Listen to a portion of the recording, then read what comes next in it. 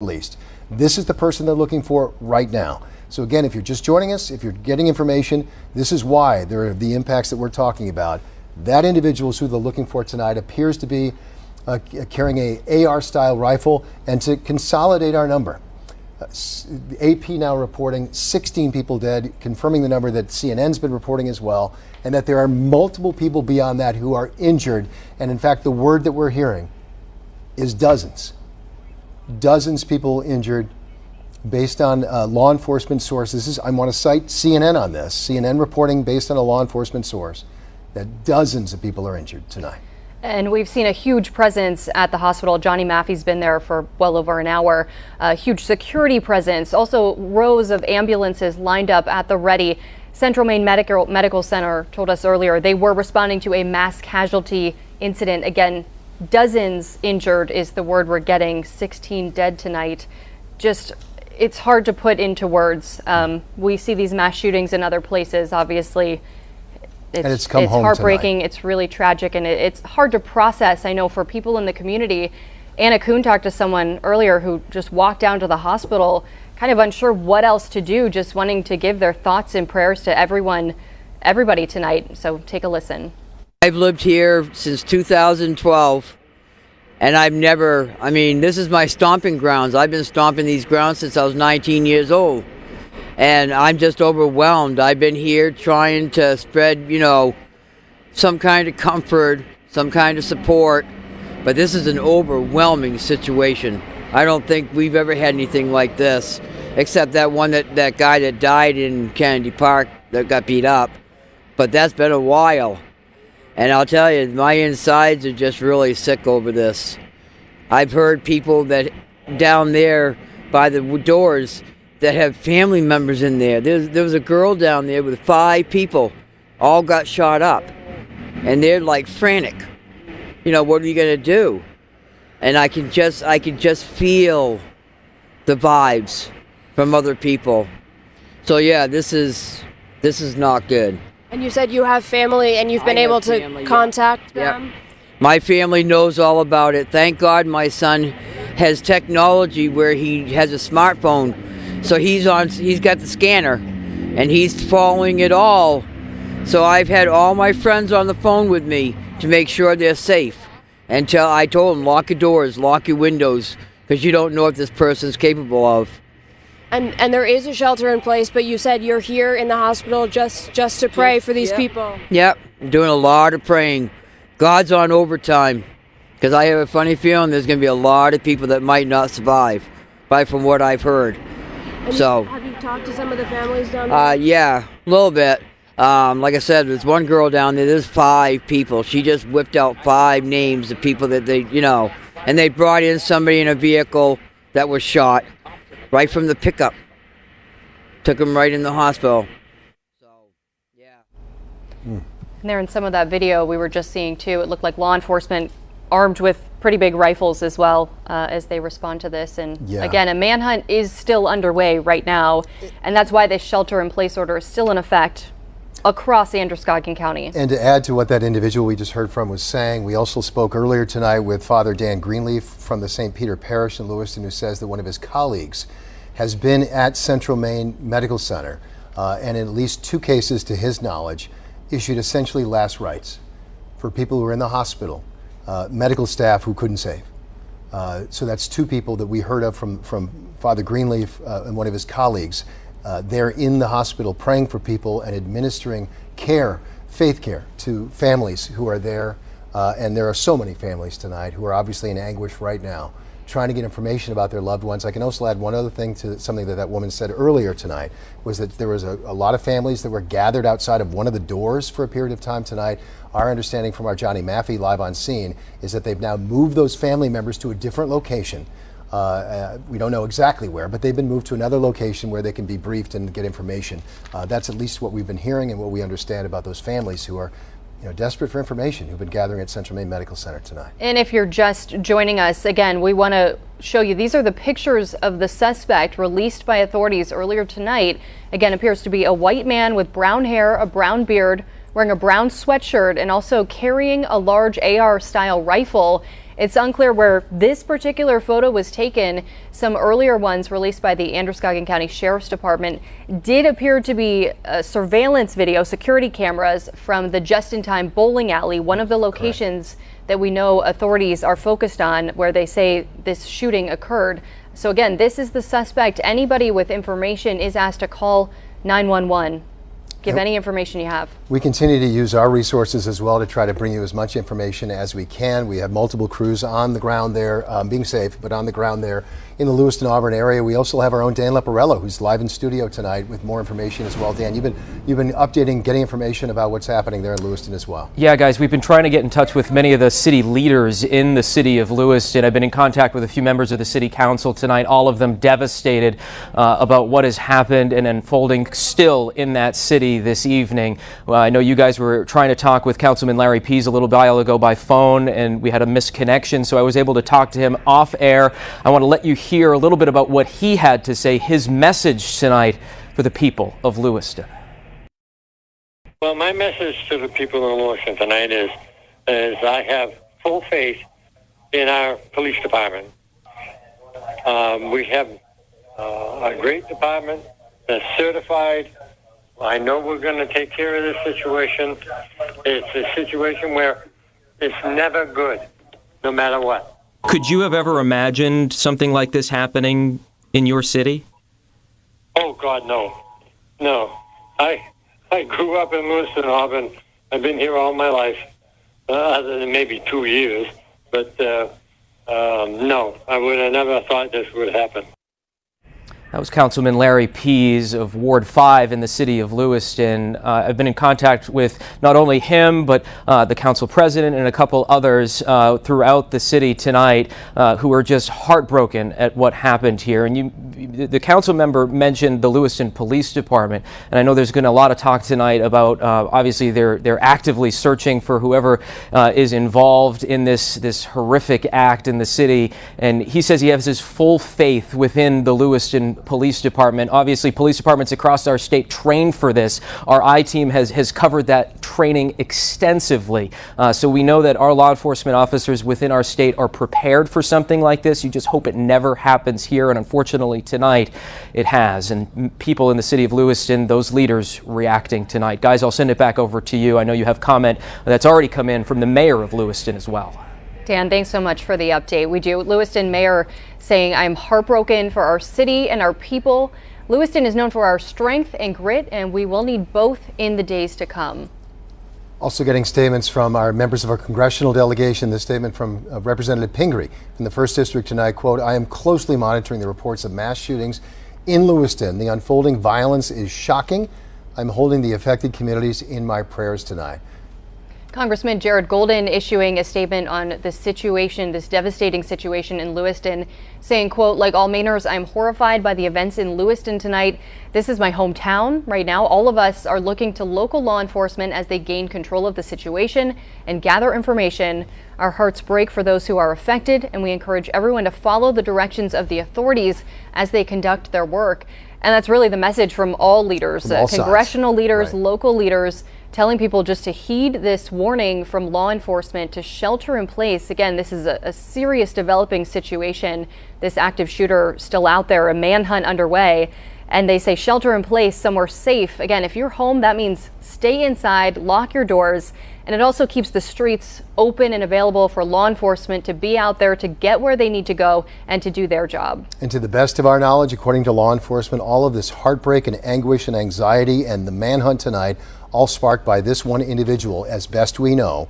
This is the photo that's been released. We have at least 4 photos now, all that appear to be the same person. You can see him right there. Appears to be a white male with a beard, brown hair, brown jacket at the time, wearing dark pants and brown shoes at the time, carrying what appears to be an AR-style rifle, a long gun. As you can see, there's a magazine there that it can hold multiple rounds. Again, you know, this is not the time for any of the politics or any of that. That's likely going to come follow this event in the days ahead. What is relevant right now is if that is in fact a high-powered rifle, it can unleash devastation to a lot of people in a very short period of time. And that appears to be the situation that we're dealing with tonight. We are again hearing 16 dead and dozens injured. And we've had reports all night from Central Maine Medical Center. Obviously, they are responding to a mass casualty tonight. I know Dan mentioned law enforcement being trained and prepared for this. Certainly, this is a scenario the hospital is also trained for, but certainly never want to face a situation like this. But we know they're at the ready. We saw a whole line of ambulances from 5 to 10 different cities and towns nearby. Everybody ready to respond and help in any way they can. Yeah, and we've been focused on Central Maine Medical Center. Obviously, St. Mary's Hospital is also located there in the city of Lewiston. Our understanding, obviously, mobilizing all medical resources. They're working on this as well. The trauma centers in Portland. Obviously, Maine Medical Center is a major trauma center for the state of Maine. Their folks are working right now as well. And in fact, our understanding is that multiple patients have been transported there as well tonight. We have reports that Boston has at least been on standby. We do have no confirmed reports that any patients have been flown to Boston for our situation here right now, but we have at least learned that they were on standby, ready to help with this situation as well. So you have the trauma teams obviously right there on the ground in Lewiston working on this. You have the the Portland community, the hospitals there working on this as well, and potentially beyond, as all medical resources that can possibly be needed tonight are ready and standing by.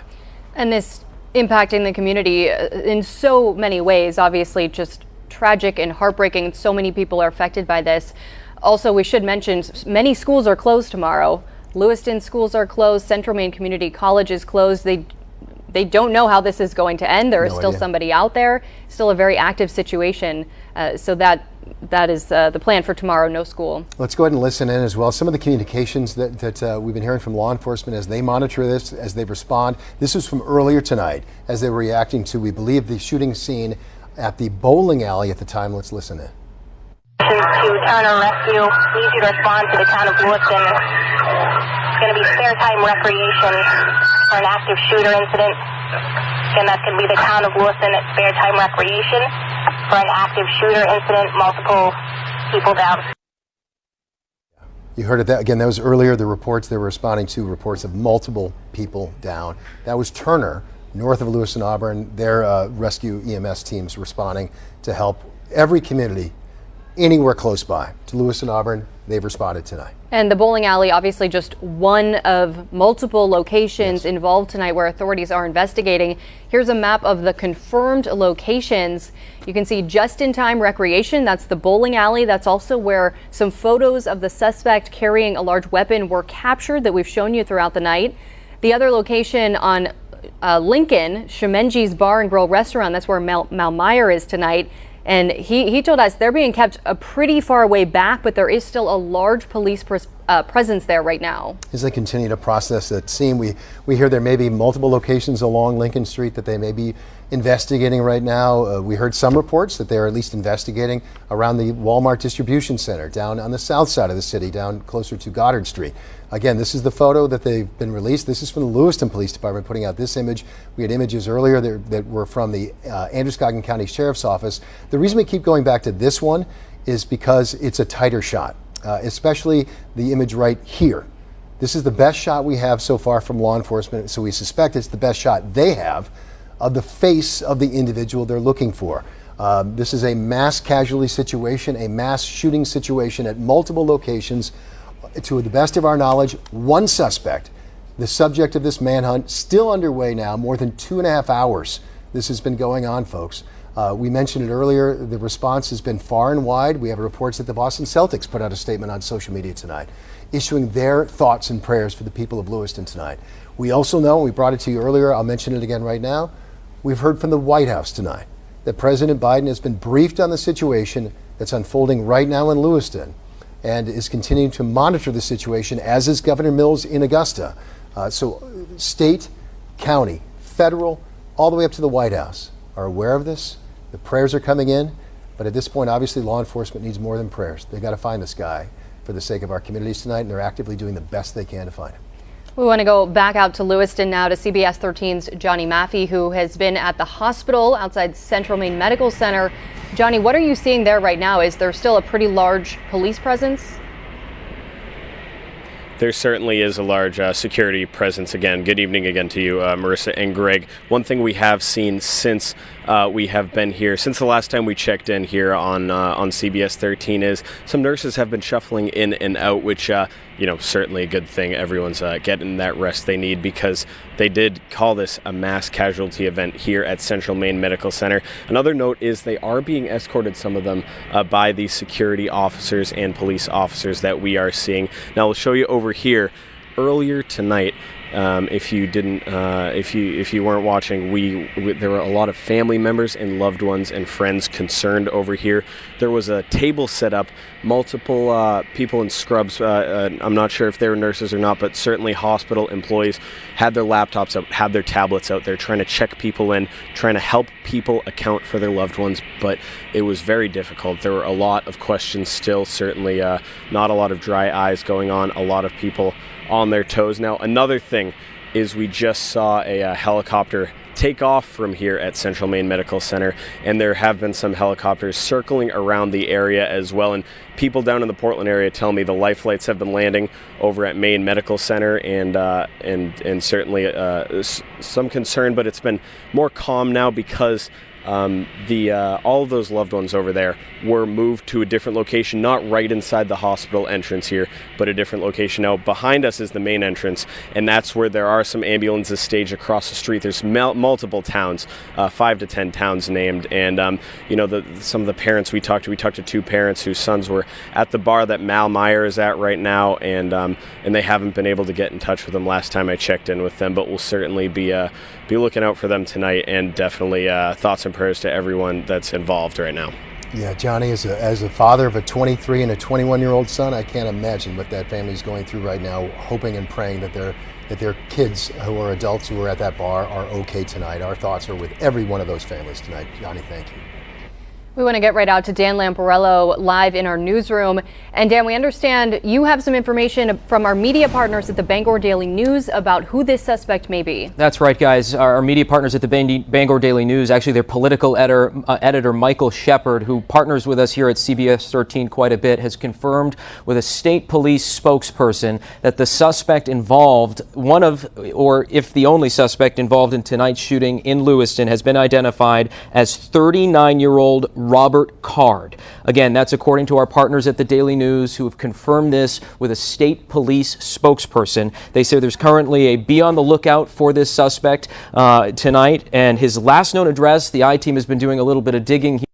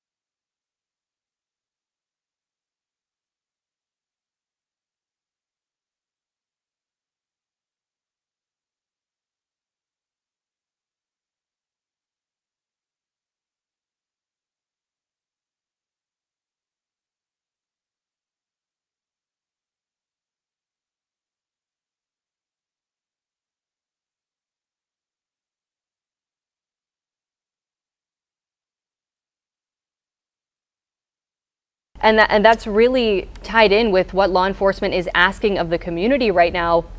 There is still a shelter-in-place order. It started in Lewiston, then it took effect in Auburn as well, and now it is Androscoggin County-wide. So anybody in Androscoggin County currently being asked to shelter in place, to get somewhere safe, stay somewhere safe. And from what we're hearing from our crews there, they say the streets are eerily quiet. So it does sound like people are heeding that warning from law enforcement. And again, this expanded. This was Lewiston earlier, where the shelter-in-place order came out, where the schools that were parent-teacher conferences were scheduled tonight. Those were quickly canceled. We saw it then expand to the city of Auburn across the river, and now Androscoggin County wide. And our understanding as well is that this manhunt that started in Lewiston, it's not just in Lewiston right now. We can tell from the fact that they've expanded the shelter-in-place area. In Molliston Way, that was another location that was a reported shooting location where police have been investigating. Our understanding is that this investigation and this manhunt is Androscoggin County wide, which again, the information we have leads us to believe that again, they're investigating all possible leads about where this person could be, and they have reason to believe that he's not necessarily in Lewiston anymore. They don't know that. He could be or may not be, which is why law enforcement is sort of expanding their net and of where they're asking people to react. They wouldn't obviously ask people Androscoggin County wide to be safe and shelter in place if they had reason to believe that he was still in Lewiston or even Lewiston and Auburn. Obviously, since they're not saying that, they're in fact expanding the area they want people to shelter in place. That is evidence that they believe that this search area has expanded. So there are multiple communities across Androscoggin County. We know many of you who are watching us right now in Androscoggin County. Take that message seriously. We know you are, but let's reiterate it. Take it seriously. Be safe until this person is captured, that it's resolved, that they know it is contained to one person. The danger is not over, folks. And we know, again, there were multiple locations where police are investigating. And so we don't know if there was maybe more than one shooter. We don't know if somebody was in a vehicle, probably getting to and from locations.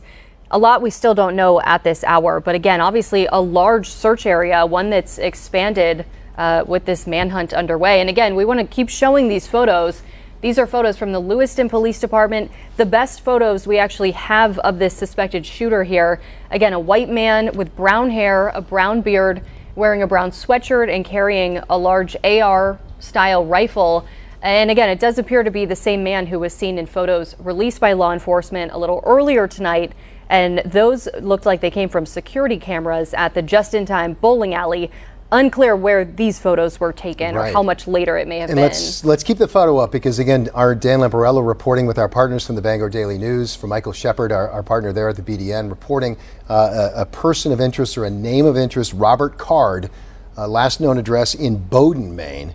So this is Robert Card is one name that has come to our attention through law enforcement, through our partners at the Bangor Daily News. Again, we're working to confirm every single detail we get. The last one we have is that 16 people are confirmed dead. This is the ID, Robert Card, one suspect. That's the only picture we've gotten, at least multiple pictures of the same individual. Robert Card is who they're looking for tonight, and this is him. We've got no word that there may be multiple suspects involved. That's not been the case. They believe there's one vehicle involved. That's the vehicle that they've shown us, and they've shown this individual. So this is what we know right now. And to the last we've heard, they don't know where this guy is. So again, shelter in place, Androscoggin County wide, and until they know differently, it remains in effect. And law enforcement doing everything they can, pulling resources from far and wide to be investigating this and trying to track this guy down. Let's check in again with CBS 13's Anna Kuhn, who is at City Hall. Anna, is anything happening there? Any updates coming out of City Hall at this point? Marissa, no updates so far. There seems to be some delay in this state police press conference, but we are hoping to gather more information when that happens later on tonight. But as you and Greg mentioned, the number one notice out there is shelter in place, and that's definitely true here at City Hall. Pretty much everybody inside the City Hall is a member of the press, and we are locked inside this building. And as we were driving up over here, a spokesperson for the city called me, telling me to come to City Hall and shelter in place, asking me if I was okay, asking me when I was going to be here. And I think that just shows the level of fear that is out there on the street. People want you to get inside. They want you to stay safe. And they are very adamant that you are following that rule. Anna, thank you so much for the update. And yes, very important to reiterate, that is the message coming from leaders at all levels tonight, that people should be sheltering in place, staying home and staying safe. Thank you for the update. We've just been handed an update as well. Apparently the White House has been in touch directly with Governor Mills. We mentioned earlier the White House put out to us that in fact that they were monitoring the situation, that President Biden had been briefed. Here's the statement we received from the White House saying the president spoke by phone individually to Maine Governor Janet Mills, Senators Angus King and Susan Collins, and to Congressman Jared Golden about the shooting in Lewiston, Maine, and offered full federal support in the wake of this horrific attack. Again, this coming from the White House press office tonight, of an individual conversation between President Biden, members of the delegation, and Governor Mills, offering full federal support. That would be law enforcement, the ATF, FBI, any resources they may need to deal with this situation. It's on offer from the White House tonight. We did see a tweet by Boston ATF a little while ago, yes, that agents were headed up this way from Boston. So yeah, again, lots of federal resources, lots of local and state resources, all working for this manhunt. And we do have a new statement from the office of U.S. Senator Angus King, this updated statement about the shooting. And here it is, yes. This is what they say. Again, President Biden just reaching out to Senator King directly, offering any federal assistance he can provide to help the people of Maine. Senator King will now be headed to Maine on one of the first flights available. He wants to be home to support Lewiston in any way he can. And that's an update from what we heard from the senator's office earlier tonight, that he was planning to stay, that he was monitoring the situation and planning to stay in Washington for a vote that was going to continue. Multiple votes on the Senate floor that were planned for tomorrow. He was planning to stay there and vote. But at this point is changing his mind about that and heading home directly as soon as he can. I mean, just speaking to obviously the urgency with this ongoing situation, and also just the huge heartbreaking tragedy underway in the Lewiston Auburn community tonight. And I'll repeat it. We heard it just a short time ago, but in the context of what we're talking about, Governor Chris Sununu in New Hampshire obviously offering the same level of support, any resources that he can provide in terms of state medical or law enforcement or public safety resources that Maine may need to ask New Hampshire for help with. He stands by ready to provide that assistance as well. This is some of the video. This was fairly early in all this when our crew first started arriving in the Lewiston area. This was probably about 2.5 hours ago that this video was shot, maybe about 2 hours ago at this point. So again, we saw that huge police presence where already we were seeing, and that's a state police vehicle already on scene at that point. We saw people trying to get off the streets, vehicles getting off the streets, helicopters in the air, both law enforcement helicopters and life flight helicopters in the air, transporting people from Central Maine Medical Center down to the trauma center at Maine Medical Center as well. Again, if you're just getting the number, we are hearing 16 people confirmed dead and, quote, dozens of people injured. The suspect, ID'd as Robert Card, the state police spokesperson telling our partners at the Bangor Daily News, and by extension to information we're getting as well, Robert Card, the suspect identified tonight, who they're still, at last check, still looking for. And at the hospitals as well, I know Johnny Matthew was saying earlier, just the huge security presence at the hospital. There were, guards, officers standing right outside the doors. And I know they moved family members inside, obviously, for privacy, but also safety and security. I think safety was an element of that, because this shelter-in-place order is still underway. They don't want people out and about. It's not safe at this hour. Again, an armed suspect out there that they are still looking for. And we saw people, Johnny Maffey reported he saw, as nurses were perhaps being relieved of duty and changing shifts, they were literally escorting nurses to their, and medical personnel to their vehicles with security personnel to make sure that they could safely get to their vehicles to go home. Again, it is a ongoing, incredibly serious, incredibly tragic and horrific situation unfolding in our communities tonight, Lewiston, Auburn tonight. Let's go live again to CBS 13 and Fox 23's Johnny Maffey. He is live right now at Central Maine Medical Center. Johnny, what's the latest up there? What are you seeing right now?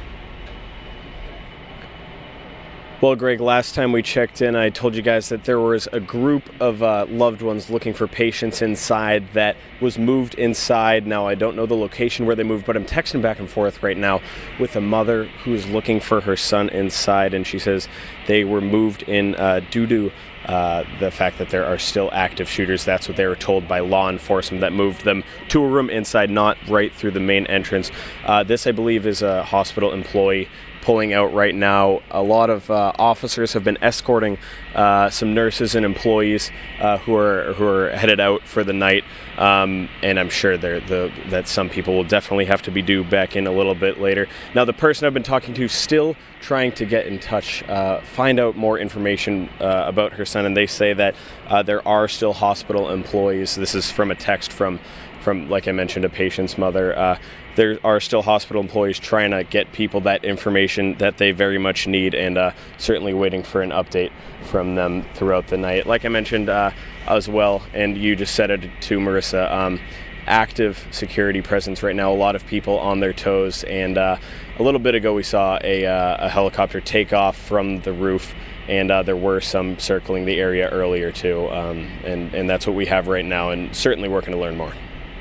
Johnny, thank you for the update. Obviously, hard to imagine what any of those families are going through right now. Our thoughts and prayers are with all of them. Right, and we hope they get the information they need, whether, again, they've lost a loved one, or their loved one's getting care, or their loved one's been transported from one hospital to another. We know all of those things have happened here tonight in this incident. Some families are getting the devastating news that their loved ones have passed away. We know there are multiple people dead. Last check, 16 people confirmed dead tonight, dozens of people injured. Let me say it again, how much we appreciate those members of the law enforcement community and the medical community who are putting themselves out there right now to try and resolve this situation, to help those who are injured, and to put themselves in harm's way when it comes to law enforcement to try and resolve this, find this person, and bring him into justice. Obviously it's a lot of steps that have to happen between now and then, but the first step is to make our communities safe again throughout this horrific ordeal. And I know Dan Lamparello touched on this earlier, how much training and preparation law enforcement does for this situation. Obviously hoping you never have to put those skills to use, but this is something that they are prepared for. They are. And obviously this day has come to one of our own communities. And the elements of that, you may ask, again, some of it is fairly obvious, but I'll say it out loud. The things that they're preparing for aren't just, okay, how do you investigate, where do you go? It's how do you coordinate all these resources? If you have state police involved, county officials involved, local law enforcement officials involved, how do you work together to be as efficient and successful as you possibly can? That's what they train for. Communications during emergency situations, that's what they're getting ready for. How do we coordinate this? How do we make this happen? And that's what they're putting into play right now as we speak, and have been for several hours now, to try and resolve this situation. And the fact that they apparently haven't resolved the situation speaks to a person who appears to be on the move tonight. And again, trying to track down multiple leads is our understanding in multiple communities, evidenced by the fact that they've expanded the shelter-in-place order from Lewiston to Auburn and now Androscoggin County wide. The fact that it's this large, folks, speaks to the fact that there are this many people working on this, and they just don't know, at least to our knowledge, don't know exactly where this person might be. And so out of an abundance of caution and to follow up all leads, they've expanded their area, Androscoggin County wide. And again, I can't say it enough. These folks have worked really hard to try and bring that person right now into custody so that we can resolve this. Again, to a best of our knowledge, this person has been identified as, I believe, Card. Robert Card. I didn't want to misspeak. I was about to say a slightly different name, so I'm glad I didn't. Robert Card. Last known address in Bowdoin is the information we have. They're looking for this individual. And let's go ahead and go live as we continue our coverage now. All right, hold off on just that a moment ago. Okay, the very fluid situation. Thank you, folks, One thing we for are bearing with us. just getting in is a statement from Maine Medical Center, obviously in Portland, largest hospital in the state. We're told Maine Medical Center has alerted on-call staff and created critical care and operating room capacity in anticipation of potential patient transports coming from the Lewiston shooting this evening. At this time, they confirm they will receive one patient transport from Central Maine Medical Center, and other Maine Health facilities are also standing by and preparing to provide care.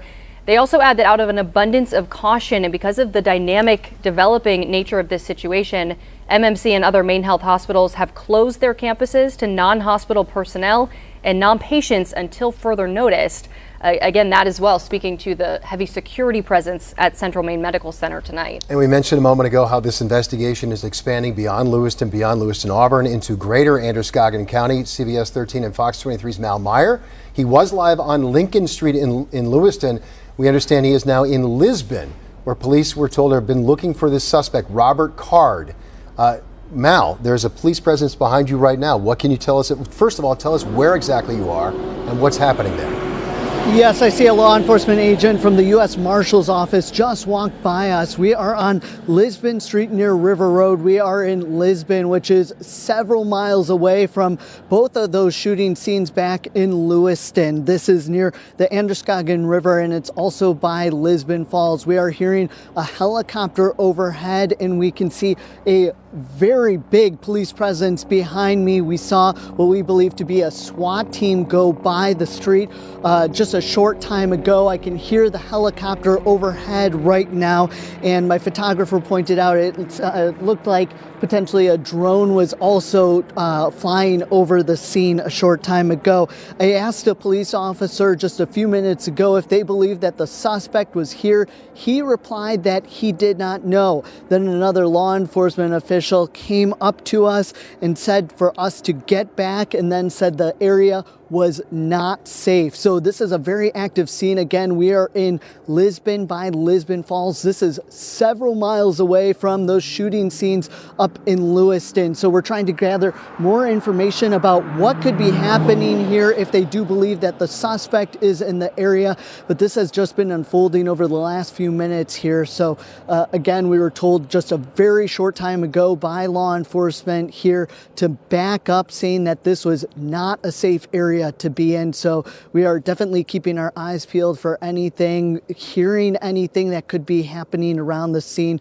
But we just saw, again, somebody from the U.S. Marshal's office just passed us a short time ago. We believe that we saw a SWAT vehicle down the road as well, just about a block or so away. So we're working to gather more information about what exactly is happening here near Lisbon Falls. But right now we are in Lisbon, and we're just trying to get more information.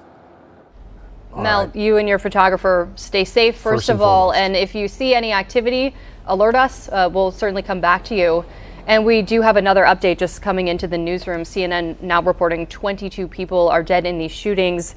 A little while ago we heard 16, but that number now up to 22. And in fact, it had started as 10. Was the number we were given initially as the number of confirmed deaths, and as we feared, that number is rising. 10, 16, now 22 is the number we're getting tonight. Mind-boggling to think that this is unfolding here in our communities here tonight.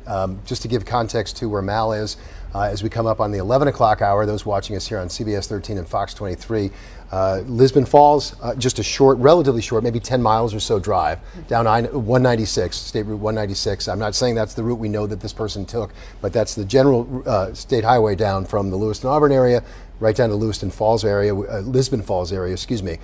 is just southeast of the Lewiston area. So to give context to those who may not be entirely familiar with the area, as we've been saying, schools closed in Lewiston and Auburn tomorrow. The Central Maine Community College is closed tomorrow as well. In fact, let's read a statement that we've gotten from the superintendent there in MSAD 75, canceling schools tomorrow. That school's in the Bowdoin, Topsom, Harpswell area. Again, further context. If you keep going down 196 from Lewiston, Auburn through Lisbon Falls, you end up in Topsom. So that's the corridor there. They put out this statement, the interim superintendent saying, quote, "As the events of tonight continue to unfold, my first priority is the safety of our students and staff.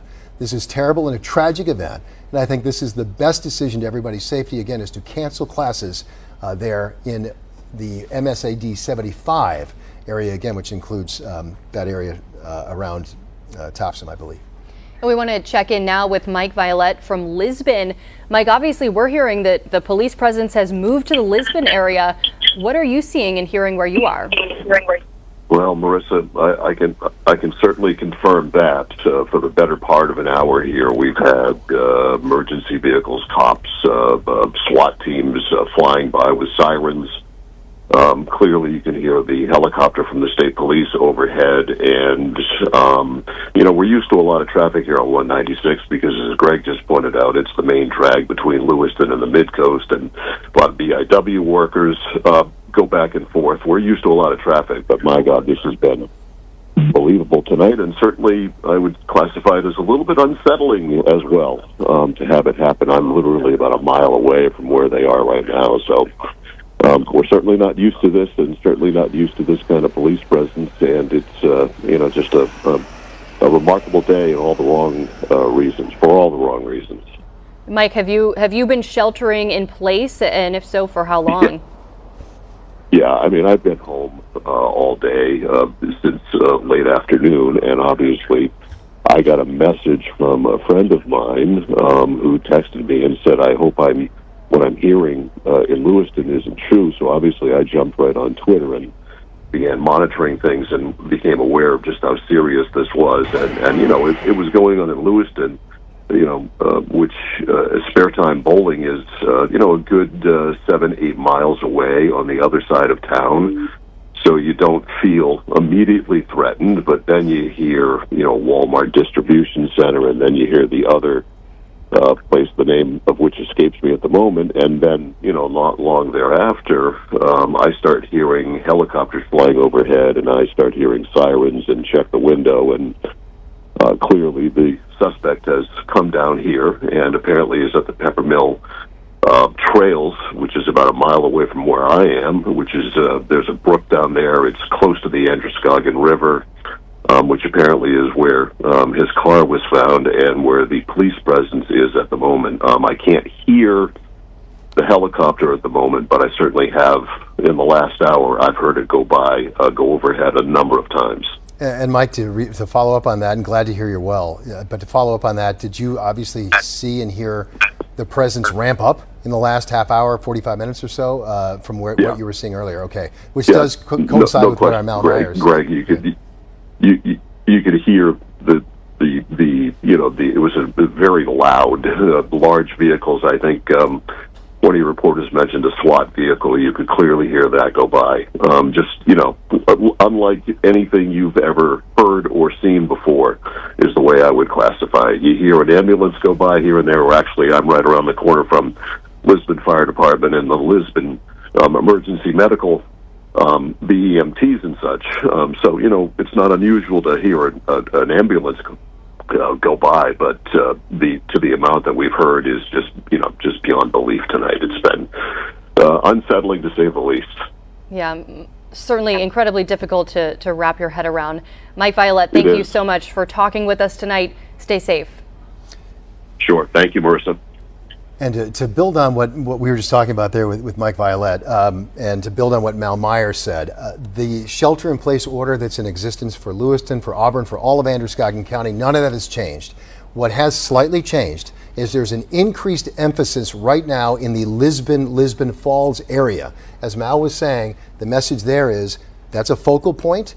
They want people there to be vigilant and be safe. So if you happen to be watching us in Lisbon, in that area, and think like, okay, this is happening to my north, it's close, but it's not me.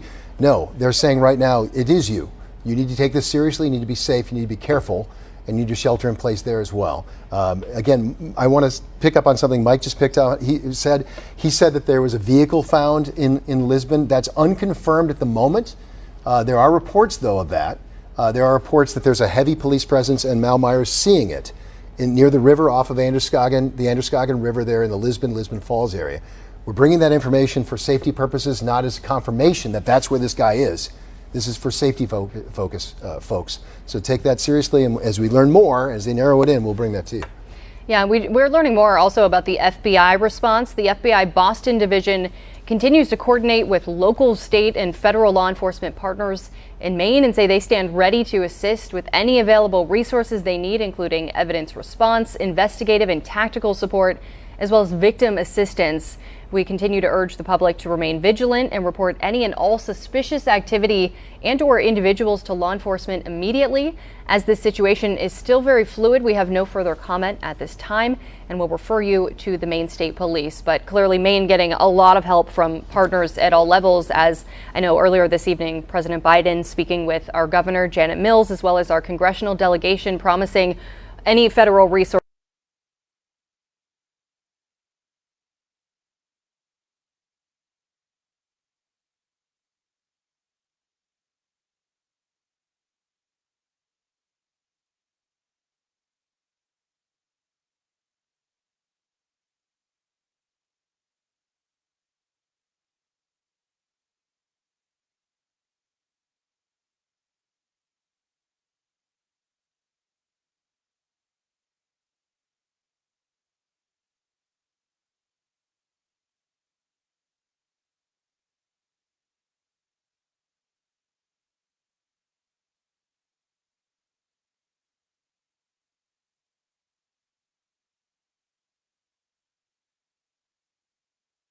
And obviously the focus at this hour in Lisbon, but here are those confirmed locations on the map. Just-in-time recreation, a bowling alley in Lewiston, as well as Shemengi's Bar and Grill restaurant, and not too far away from there in Lewiston as well. And let me ask the director, leave this map up for just a moment, because I want to point out a couple of things as well. You can see 196 there, just above where it says Shemengi's Bar and Grill restaurant. That's where 196 is, going off down to the lower right of your screen. And as you see it there's Lisbon.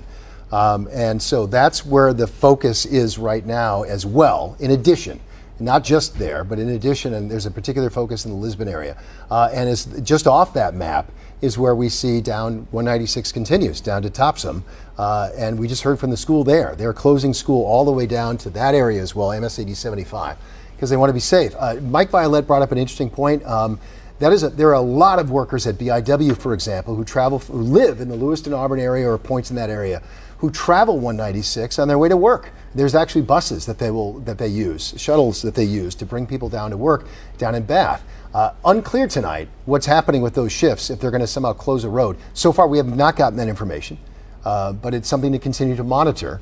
But this is the area of interest right now, folks. It's all of Androscoggin County, particular focus obviously on Lewiston, some in Auburn, and in Lisbon and Lisbon Falls, a area of interest at the moment as well. And again, let's get another look at the suspect police are looking for. Here he is. These are photos released by Lewiston PD a couple hours ago.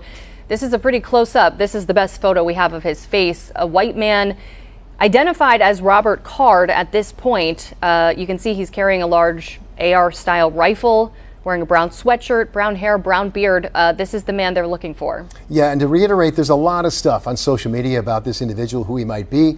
We're not in the business of speculation, folks. So we give you the information we get and we can confirm. But there's information out there about who this guy might be. All we can tell you is this is the person we're looking for. We don't know much about his background or who he is or where he may have been. But we do know that he's the person of interest, the suspect involved in this mass shooting and now the manhunt that involves the bar and restaurant that we mentioned in Lewiston, that involves the bowling alley in Lewiston, involves potentially other locations in the Lewiston area. And they're now looking for this individual armed in the photos, as you can see, with a long AR-style rifle, by all accounts, delivering death and destruction and heartbreak with that weapon in our communities. Tonight, he is still on the loose. It's an active search, resources coming from the feds, the county, the state, from neighboring states to help in the search for this individual tonight. Again, tonight, CNN reporting 22 people dead, dozens more injured. And we want to show you a look to it where there's a lot of police activity right now in Lisbon. This is off of Route 196. Greg, as you mentioned, and Mike Violet, correct, obviously a heavily traveled route. A lot of people driving through there. That Lisbon boat launch we're hearing is where police seem to be focusing their efforts right now. That's correct. And we don't have any additional information we confirm. There's been reports there's a vehicle that's been found abandoned there. We're working to confirm that information. There's a boat launch there, as we can tell you. And again, the concerning point of this would be if he has been traveling in a vehicle, and we know that they put out information about a vehicle of interest. If they found a vehicle there, obviously the Androscoggin River is right there. Could the person have gone on from there? That is what law enforcement is working actively right now to try to determine as they search by air and by land. And who knows, possibly and likely by water as well at this point to try and track down this individual. But that's where they're at. That's where they've been focusing. That doesn't mean that the shelter-in-place order has been lifted elsewhere in Androscoggin County, because it hasn't. But that's the area of focus, that Lisbon boat launch right now, a heavy police presence, we can confirm. Yeah, and by all means, our understanding that shelter-in-place order still in effect, again, across all of Androscoggin County. And we do want to get out to the newsroom to Dan Lamparello, who has more information for us. Dan, what have you learned? Well, guys, I just talked with one of our law enforcement experts. We're just trying to learn a little bit more about how a horrific incident like this is investigated, the resources that go into it. And I had a chance to speak with Betsy Smith. She's the spokesperson for the National Police Association, the national group that helps train and represent officers all across the country. She told me that her son was actually stationed at Brunswick-Nairville Air Station when it was still in operation. And tonight she says she knows we're a state of small cities and towns, and that oftentimes we have limited police resources, but she said she knows that our state comes together when it comes to that sort of thing, but still what we're seeing unfold tonight in Lewiston is unprecedented, and in her mind, she said the words horrific, and that there's going to be a lot that law enforcement have to do to not only find the person or people responsible for this, treat those who are injured or fatally wounded, and try to bring that community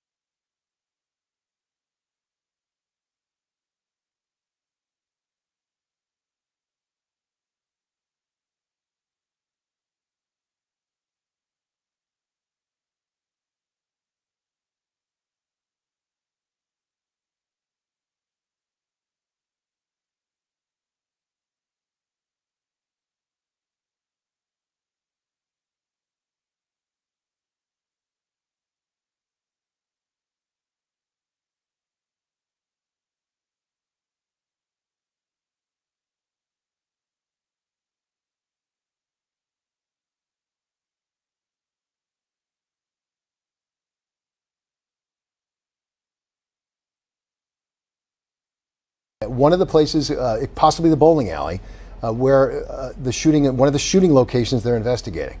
And again, as Marissa said, the number we have right now to work off of is 22 people dead and dozens, quote, dozens of people injured tonight. Gratifying to hear that Maine Medical Center, who's on the standby, so far has only had to deal with one person being transported by life flight from Lewiston down to Portland. We had gotten that information that there were people being transported. They're confirming one so far. And again, medical personnel on standby throughout the region to respond to this mass casualty event. And again, the scene here we're talking is far and wide across Androscoggin County. At this point, it includes both Lewiston and Lisbon. Here's a look at where there's a lot of police activity right now in Lisbon off of Route 196. Not sure exactly where that video. Here we go. This is the map. The focus right now near that Lisbon boat launch. Some reports that a car had been left near the boat launch. That is not confirmed at this point. But certainly the police presence has shifted to Lisbon. Still a lot of people in Lewiston, though, a lot of police officers. The Associated Press also reporting tonight that a firearms instructor recently was treated at a mental health facility, is now a person of interest in Maine in the massacre. That's a police source. So again, this is all fluid. This is just coming in. The information we got that is that an individual who is treated for a mental health condition, who has recently received treatment for that, is now a person of interest in a mass casualty situation, according to a police source. Again, to connect the dots, the only individual that we've been given who's a suspect right now is Robert Card. And that's the individual who police have put out information about tonight that they're trying to track down. We've seen the image. We've seen the images of an armed individual, allegedly Robert Card, at these locations where we had mass shootings tonight, including a bar and restaurant and including a bowling alley, both of those in the Lewiston, Auburn area. Lewiston specifically, both of those communities are still in a lockdown. Lewiston and Auburn, in fact, Androscoggin County-wide remains in a lockdown. And we've been telling people, as we look at the person of interest and the new photo being released, Robert Card is the person who the state police tells our media partners in the Bangor Daily News is the person of interest, the suspected shooter. And at this point, they're looking in the Lisbon Falls area as well. And obviously Lewiston police now releasing this clearer photo of Card. Anyone with information still being asked to contact authorities. They were also sharing a photo of a vehicle that he had been connected with, the suspect's car, earlier tonight. That was a white or silver light-colored, looked either like a station wagon, SUV, maybe yeah. maybe a Subaru. Kind of looked, yeah. Let's bring it there up. we go. Looks like it might be a Subaru Outback by the look of that, a white vehicle again. Connected with this suspect tonight. So anyone with information about the vehicle or the suspect still being asked to contact police and still being asked to stay safe and shelter in place right now. And whether that's the same vehicle that is, allegedly potentially been found at the Lisbon boat launch, we don't know that. But that's just what they're being asked for you to look at tonight. If you have information on this vehicle, if you know where Robert Card might be, you're asked to contact law enforcement and bring them that information as they follow up leads. Again, we've heard from multiple people tonight. We heard from Johnny Maffey outside of Central Maine Medical Center, who had spoken with family members who are desperately waiting for information about their loved ones. We saw earlier tonight dozens of people affiliated with people who they just didn't know where they were. Who had been at the bar where one of the scenes of the mass shooting, who had been potentially at the bowling alley, another scene of a mass shooting. These family members, desperate for information, had been gathering. They're now in a safe place. But we heard from people who, Johnny Maffey had spoken to a mother who was texting him saying she still didn't know, still desperately waiting for that information. We also heard from a father, by father I mean Father Dan Greenleaf from the St. Peter Parish, who reported that a colleague had administered last rites to two people who were at Central Maine Medical Center earlier tonight. Just devastating loss. It's hard to wrap your head around tonight, this impacting our community. We want to check in again with CBS 13's Mal Meyer, who is in Lisbon, where police are looking for Robert Card right now. Mal, what can you tell us?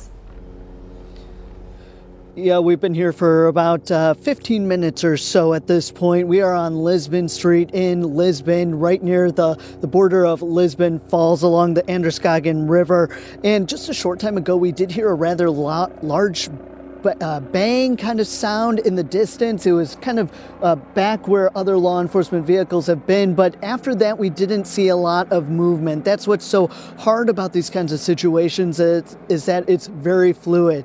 A short time ago we also saw a drone fly overhead. We also saw an armored vehicle leave the scene right around that same time. They weren't going very fast though at all. They were just headed up the road. We've also been seeing a helicopter flying overhead with some light coming out of it, looking down below, right by a very wooded area where we are on Lisbon Street. But it's tough to tell kind of where they may be looking. Now, again, we don't necessarily have confirmation that they believe the suspect is here. I did talk to a law enforcement official at the scene a short time ago, and he indicated that they did not know if the suspect was here. But then right after that, a different law enforcement official came up and said for us to move back because the area wasn't safe. We still haven't seen much movement beyond that, but we are seeing law enforcement scattered right around this area to the north and to the south, really, of where we are located.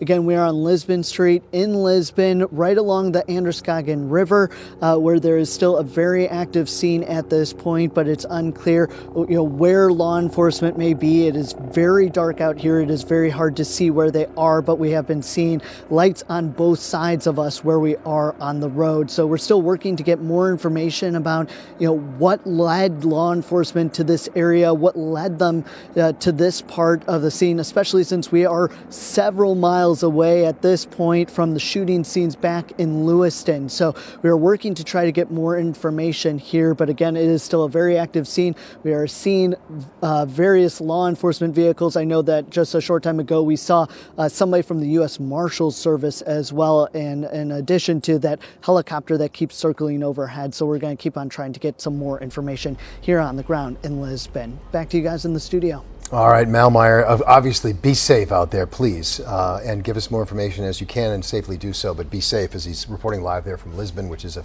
area of interest. He said, again, he heard a loud bang. What that was, we don't know. As we learn more, we'll bring it to you. And we are getting some more details about the person of interest in this mass shooting tonight, Robert Card.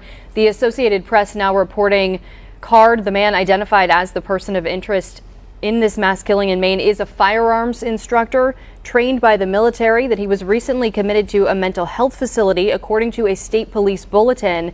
That bulletin, reviewed by the AP, was being circulated to law enforcement. That bulletin says this man, the man in this photo, the suspect in the person of interest, Robert Card, had been trained as a firearms instructor at a U.S. Army Reserve training facility in Maine. That document, the AP says Card had been committed to a mental health facility for 2 weeks this past summer. It did not provide any specific details about his treatment or his condition, but that document, the AP says, also said Card had reported hearing voices and had threatened to carry out a shooting at the military training base in Saco. Card, again, tonight being sought as a person of interest in these mass shootings tonight in Lewiston, and police still searching for him as far as we know this evening. Right. Obviously, a firearms instructor is somebody who is very well conversant in the use of firearms, and the photos that we have here confirm what appears to be an AR-style rifle in his hands tonight. Let's go ahead and bring you a live look outside Maine Medical Center right now. This is live right now, as we got a statement from Maine Medical Center shortly ago. They say that they do have their trauma center on standby. They confirm that they've received at least one patient brought to them through Life Flight down to Maine Medical Center from Central Maine Medical Center. Again, a live look right now where our understanding is they are absolutely on standby. We're also hearing that they're canceling, they're shutting down their campus essentially. Guests who are just there to visit, for example, a loved one. Obviously, that wouldn't be happening at 11:25 at night anyway, but they're closing that down until further notice, closing down their campus, and also that could affect elective surgeries heading into tomorrow. We do have a crew there, as you can see, on scene at Maine Medical Center, but that's the look right now as the entire medical community responds and ramps up its entire response to a mass casualty event. We've said it before, they train for this. They pray they never have to use it. They're putting it in place tonight. They are actively responding to the situation that is unfolding. And obviously, as we can see, all those law enforcement vehicles, a heavy police presence just outside the hospital. much like what we saw at Central Maine Medical Center. When Johnny was live earlier, we saw those officers standing right outside the door, and he had mentioned that they also moved the families who were there waiting for answers inside because this shelter-in-place order is still in effect, and just trying to protect everybody at this point. So both of those hospitals under pretty heavy security at this moment. Yeah, and initially when we were hearing helicopters in the background at first, at this point several hours ago when Anna Kuhn was there first, now Johnny Maffei, we heard helicopters circling behind them. Obviously we were wondering, are those life flight helicopters? We learned after that it was more likely that those were law enforcement helicopters that were part of the security because, again, that is an area of focus that they wanted to secure. The place where they're bringing, and that's part of the training, when they're securing a mass casualty event and they still have an active shooter, they're going to bring protection to the place where a lot of people are gathering, and that is the hospital right now. And so, again, all of that is being put into place throughout the state of Maine, particularly in Lewiston right now. And we want to go back out to CBS 13's Johnny Maffei, who has been at Central Maine Medical Center for hours now. Johnny, what can you tell us? What are you seeing there now? Is there still a pretty heavy police presence?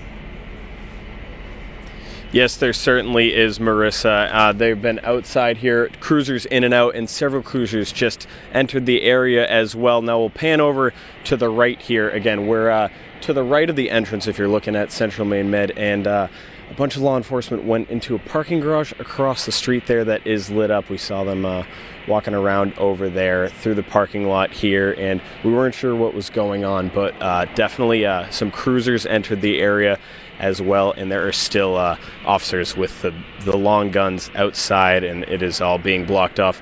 The patients are still, the patients' families are still inside trying to find out more information. I've been texting with a mother of one of the patients, and she's been saying that they're going to be taking people in as they know, people in meaning family members and loved ones as they know more, but she still hasn't heard anything at her son. That was at one of the bars. That was one of the locations of the mass casualty situation we're talking about here. So that's the update. A little action we've been seeing certainly from the law enforcement here, and we'll definitely keep you posted. We've been here for a few hours now, and we're definitely on alert. Johnny, thank you very much. Obviously, we appreciate Johnny Maffei there reporting from Central Maine Medical Center and talking directly with some of the families who are anguished tonight, either getting horrific news that a loved one has passed or also horrific news that their loved one's been injured and they don't know what's happening. And all of our thoughts and prayers are with all of those families, not just obviously our greater communities, in particular those families dealing with directly this devastation tonight. Yeah, again, CNN reporting 22 people killed, dozens more injured.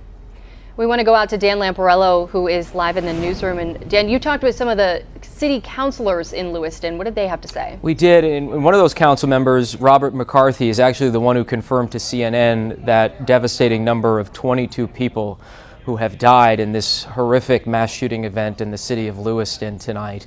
Councilman McCarthy, I also got to chance to talk with him this evening, just a little bit about what he's feeling as a member of power in the city of Lewiston, and what this overall repercussions of this will have in the days, months, weeks, and obviously years ahead. But he did reveal some interesting information tonight. We know that one of the scenes was at the Spare Time bowling alley, and he says he heard that there was actually a children's birthday party or celebration happening at that bowling alley at the time that this mass shooting happened this evening. Here's a little bit about what he had to say. Someone told me that there was a children's bowling event going on at the bowling alley, which is extremely tragic if that's the case. It's so surreal. You see it on the news and you say that's never going to happen here, and then it happens here, and it just blows your mind.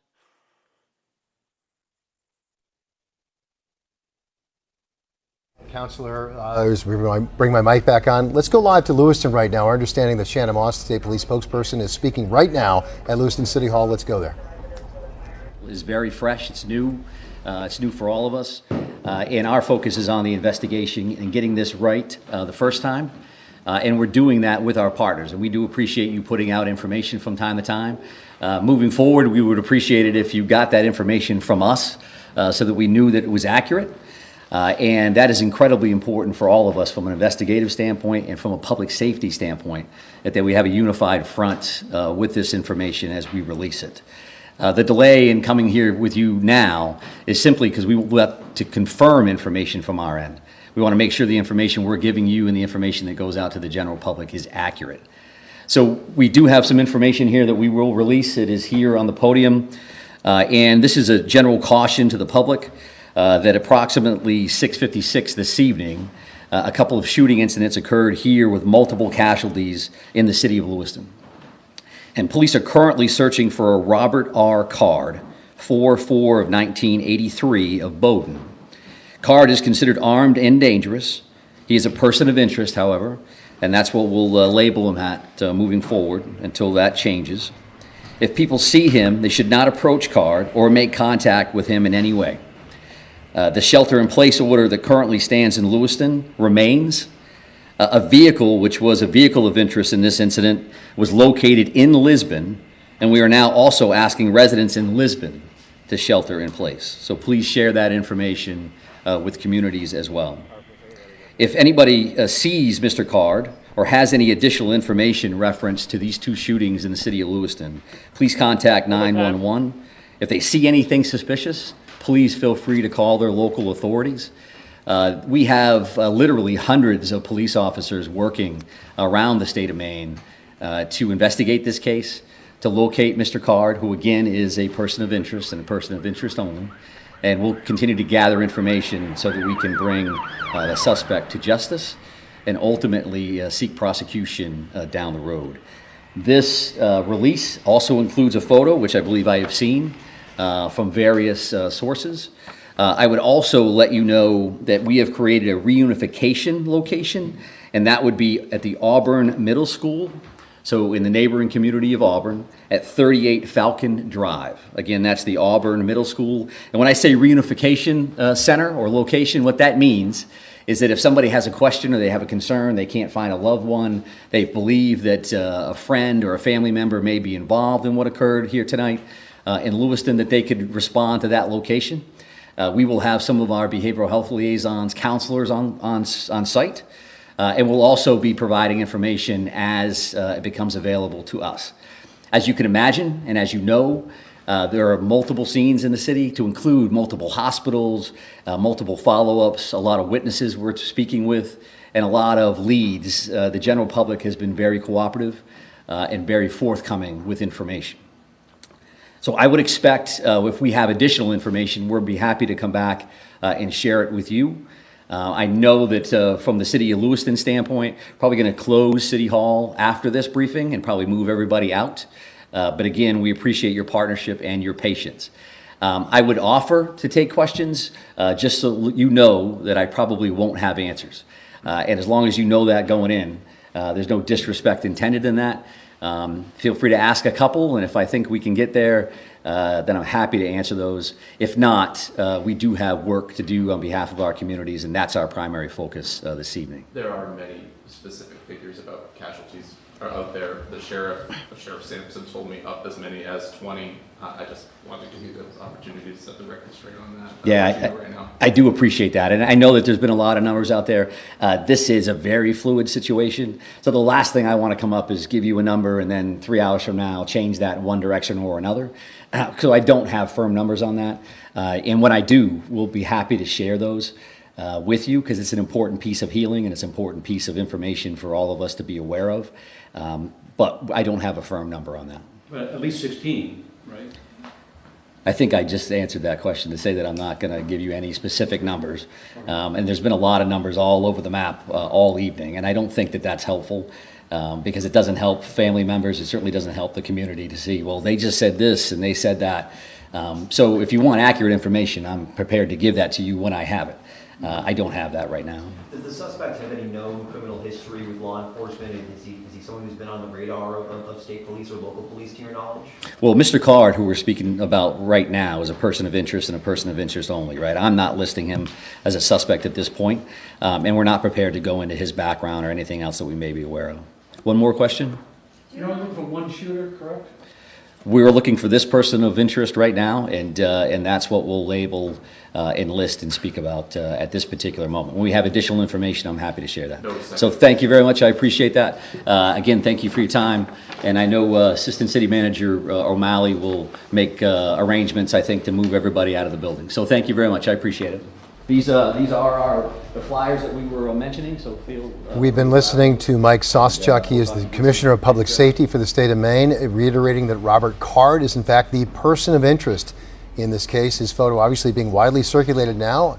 We've shown it to you multiple times here as well. We're also learning that the Lewiston Town Hall, the City Hall, is going to be shut down. They're going to try and bring everybody out of there as they can attempt to secure different locations. So again, let's recap a little bit of that. That was Michael Soschuk, the Commissioner of Public Safety for Maine, reiterating that they are working with multiple law enforcement agencies to try and bring a resolution to this, and they have one person of interest they're talking about, and that's this Robert Card. And he also revealed a few more details about this mass shooting situation. He said it started at 6:56 this evening, a shooting incident involving multiple casualties. Again, he is not putting a number on exactly what those casualties are right now, but confirming they are searching for a person of interest, Robert Card of Bowdoin, who is armed and dangerous. They say do not approach him if you see him anywhere. A shelter in place remains in effect. He mentioned both Lewiston and Lisbon specifically. We've been hearing all of Androscoggin County throughout the evening. He also confirmed, Soschuk confirming, that the vehicle they had been searching for earlier this evening was located in Lisbon. They're still looking for more information about that and about this person of interest. He also touched on they're going to have a reunification location at the Auburn Middle School. Anyone with questions, concerns, concerned about loved ones can go there. They're going to have counselors on hand. And he also alluded to the fact that they'll have law enforcement there, and anyone who may have information about this person of interest can also go there and bring that there to law enforcement. Again, that is at the Auburn Middle School. And to recap some of what we've been learning from other law enforcement sources about this individual, who they're looking for. Again, we heard from Commissioner Soschuk. He did confirm his age. He said his birthday is 4483. That'd make him 40 years old. This is who they're looking for, Robert Card. We've heard from other law enforcement sources, not just from this news conference, obviously.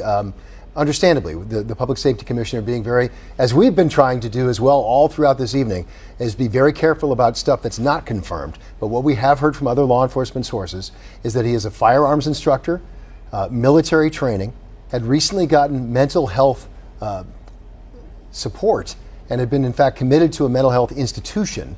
And so Robert Card had been, obviously was not there now. He's been released and is a person of interest tonight, and the only person of interest tonight who they continue to search for. He alluded to it, Commissioner Soschuk did, that they're getting resources. We've heard that resources from the feds and from neighboring New Hampshire are on offer and actually deployed or deploying to the state of Maine as we speak to help with the search, to help with the investigation, and to help with counseling. Everything involved with this mass horrific shooting event. All resources that can be brought to bear from our mental health community to our schools, to our law enforcement, to our medical community, all of that is being brought to bear right now. But the most urgent thing right now is to find that guy you see on your screen right now. And they've tracked a vehicle. It was a vehicle of interest to Lisbon. And that's also in Androscoggin County, for those who are wondering. That's in the southeastern end, well, Durham technically, the far southeastern corner of Androscoggin County. Lisbon, right next door, is in the southeastern part of Androscoggin County. Commissioner Soschuk, again, talking about those resources. Hundreds of officers, he says, hundreds. Currently here looking for Robert Card. We've seen police tonight in Lewiston, all across Lewiston, now obviously focused in Lisbon, where they found that vehicle that they had been searching for, but hundreds of officers in Lewiston, also at the hospitals, security protecting at the all hospitals. These locations. Let's go live right now to CBS 13's Anna Kuhn, because she is at City Hall there in Lewiston. And Anna, we understand they're probably going to be asking you to leave soon, but let's get to what you've got. You were there for that news conference. Recap, what did you hear? Maybe something we may have missed. What did you hear and what did you got?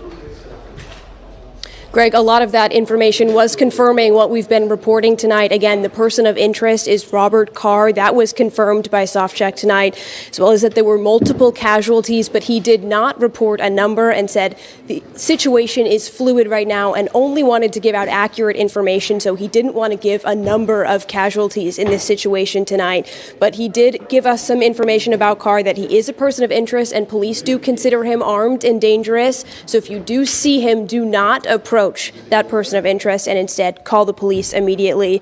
And the newest information we really got from this press conference is that right now there is a shelter in place in Lisbon, and that's where they found a vehicle of interest in this situation. I know Mal is reporting up there for you, but there is a shelter in place now in Lisbon, and the state police spokesperson says she's about to share that information with the public. So we want to make sure that folks watching in Lisbon know they should stay home with their doors locked.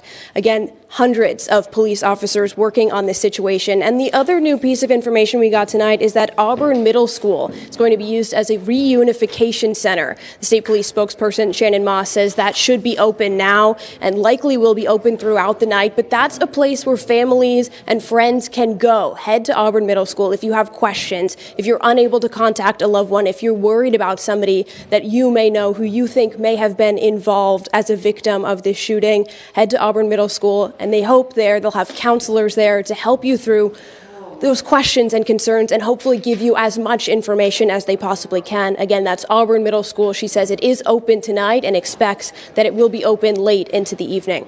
Greg, Marissa. All right. Anna Kuhn, live for us at Lewiston City Hall, which again is about to be secured. So Anna's going to be leaving there. Thank you very much, Anna. Be safe, obviously, out there tonight as you leave. Recapping some of what we were just talking about as well, Marissa, of what we learned tonight from Michael Soschuk, the Public Safety Commissioner for the state of Maine. Yeah, and we want to take a look here too. Obviously, Lisbon really in the focus right now. Commissioner Soschuk mentioning that that is where they found the vehicle that they had been searching for. Lisbon is where it was located. We're still waiting for more information. It sounded like Anna said they might release more information about that vehicle soon. So when we get that, we'll certainly bring it to you. But Lisbon, obviously a focal point tonight. And speaking of more information from that focal point, let's go live to CBS 13's Mal Meyer. He's been there for a while now. And Mal, again, what's the update? A little while ago, you said you heard some interesting sounds and we're seeing lights in the off the road there. What's the update there live right now? Yeah, Greg, we haven't heard much since that time that we heard that bang sound. It's unclear what that was or where exactly it came from, though it did sound like it was coming in that direction. But again, then after that, we didn't see much movement at all. We have been seeing some law enforcement vehicles coming and going from the scene. And of course, when we touched base with you about a half hour ago, we were seeing a helicopter flying overhead using a spotlight down below in a very forested area near where we are here on Lisbon Street. But we haven't seen that helicopter in a while. We also saw a drone flying overhead, but that also left the scene a while ago. So it's been relatively quiet over here now. I was listening to that state police press conference just a short time ago, and they did mention that that vehicle that seems to be connected to this incident was found somewhere in Lisbon. But what is unclear is exactly where in Lisbon that was. I have reached out to a state police spokesperson to see if that might have been right around the scene where we are, which is right by the Androscoggin River. We're also very close to Lisbon Falls as well. But there still does seem to be a pretty large police presence here. I know that when we arrived to the scene right around 11 o'clock or so, we saw a U.S. Marshal's office agent here on the scene, an officer with that department here on the scene. We also saw a very heavily armored vehicle as well. But it's relatively quiet here right now as we're approaching 11:45. Very quiet, but we are seeing law enforcement coming and going and still here at the scene. Again, when we initially arrived, I asked a law enforcement officer if they believed that the suspect was right around here. He said that they did not know. Then another officer said that we needed to move back because it wasn't safe. Again, I have reached out to a state police spokesperson about this, asking if they believe that that the suspect may be around here. At this point, it's really not clear. We have been relatively quiet just in case, because again, law enforcement is saying stay inside your home, lock your doors. If you see anything suspicious, if you see somebody, that you should be calling police. So it has been relatively quiet here, especially within the last half hour or so. Again, we're not seeing a helicopter flying overhead or anything like that, but we'll be sure to keep you updated as soon as something may happen here or if we see any kind of movement along those lines. Back to you in the studio. Mal, live in Lisbon for us tonight. Thank you for the update. Obviously, as he said, there's police activity there. We're still waiting on hopefully a little more information as to what police are doing there, if they found anything connected with that vehicle. But still, again, hundreds of officers looking for that person of interest, Robert Card, tonight. Yeah, and again, we're going to follow the lead of the Public Safety Commissioner and refer to him as a person of interest going forward until we hear otherwise, and the sole person of interest that they're looking for right now. As we heard Mal mention, again, they have focused on a boat launch there in Lisbon, and they have a specific shelter-in-place order for Lisbon and Lisbon Falls. To be clear, there was already a shelter-in-place request for all of Androscoggin County, which would include Lisbon, Lisbon Falls. They're being very specific, though, and considering that a place of interest. So, again, we want our Mal Meyer to be safe out there as well. He's gotten directly from a law enforcement source walking by him who said, hey, we don't consider this area right now to be safe, which would be a clear indication that that's a focal point for this person of interest at the moment. And here's a live look at Maine Medical Center, again in Portland. We know they've gotten at least one patient transferred there from Central Maine Medical Center in Lewiston. Still a heavy police presence there tonight, a lot of security outside the hospital. Again, this is a serious situation, a developing situation. They are still looking for this suspect. So heavy police presence here. We saw the same thing at Central Maine Medical Center up in Lewiston as well. Yeah, and part of the mass casualty response plan, which we've been talking about that they're putting in place right now, does involve law enforcement, security personnel being at hospitals to help to secure these areas and to make sure that they're safe and that they're ready to receive people who maybe have traumatic injuries. And we know people have traumatic injuries tonight because that's the information we're getting. Again, 22 dead is the number from CNN. I want to cite them, not state of Maine officials. They're not giving us a number. CNN reporting 22 dead. Others picked up on that number as well. AP tonight reporting the same. So that's the information we have to the best of our knowledge right now.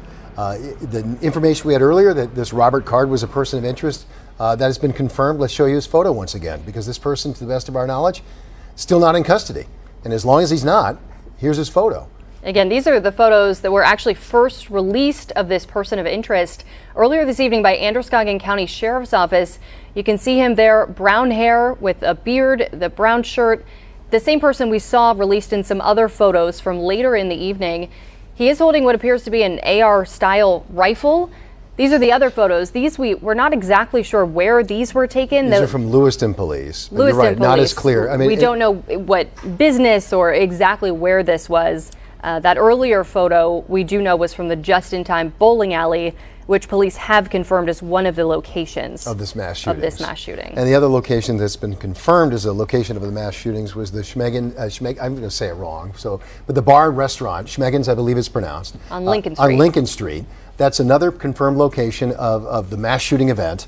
And again, there's still a police presence there, even though obviously the shooting is long gone. In fact, we learned tonight, just a short time ago from Commissioner Soschuk, that this all started almost exactly 5 hours ago. Coming up on, I think it was 6:52 or so. 6:56, according to Commissioner Soschuk. According to Commissioner Soschuk is when the first reports came in, almost exactly a little under 5 hours ago, from that bar and grill where people have been gathering, like anyone would. Here it is. It's a Wednesday evening. People are out, hanging out with friends and family, and then that evening turned horrific in an instant because of allegedly this person of interest, Robert Card, entering these locations with an AR-style rifle, and a mass casualty event commenced.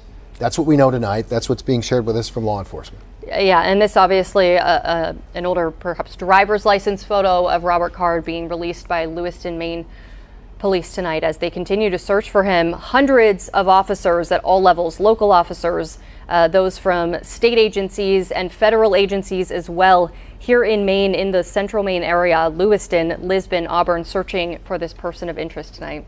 And again, to reiterate to those who are, there's probably nobody just joining us at this point. but schools are closed from Lewiston, Auburn, all the way down. In fact, we have a full list right now on our website. Frankly, we usually bring this out during snow events. Weather. During a major weather event where we get school closings and cancellations to come in. We're using that resource right now at WGME.com and Fox23Maine.com to get you that information about what schools are closing. And it's been expanding.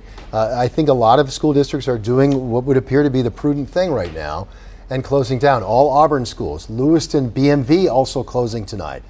We also heard from MSAD 75. That's the Bowdoin-Topsom area. They've closed their schools as well.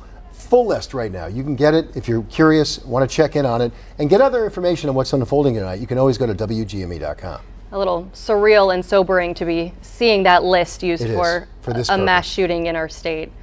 Our own David is at St. Mary's Hospital in Lewiston right now. We want to go to Dave, who is on the phone. And Dave, what are you seeing there right now? Well, Marissa, it's pretty quiet here right now. When I drove in about maybe a half hour ago, 45 minutes ago, I was greeted by armed personnel, and they are, circling around the hospital. So security is very, very tight here, but it is very quiet. I would say right when I got here, I did hear the choppers off in a distance. And again, I don't know if those were life flight choppers or the choppers that are assisting in the search. The other thing, multiple cruisers passing me on the way up on 95. At least 7 or so. So as Mr. Sawchuk was saying, that there's a heavy police presence, throughout Androscoggin County.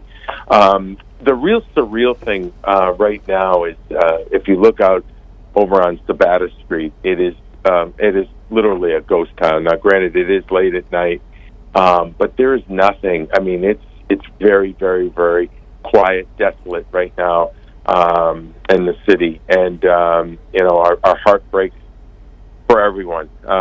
This is something that we're obviously not accustomed to, and we never think it could happen here in Maine, but it apparently has, and it's very surreal. But it's quiet here now, and again, heavy police presence here at St. Mary's Hospital in Lewiston, and we'll pass along any information that we get, as it becomes available. And Dave, I know that this must be particularly tough for you. Obviously, I know your family has ties to Lewiston, so again, seeing what you're seeing, it has to be, really, really difficult.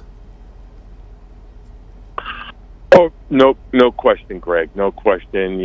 My wife was born in Lewiston. Her family, obviously, is from here, and it's just something that you can't even imagine that it would happen to a place in Maine. It's just unimaginable right now. But again, our prayers are with all the families, and hopefully this can come to a resolution very, very, very soon.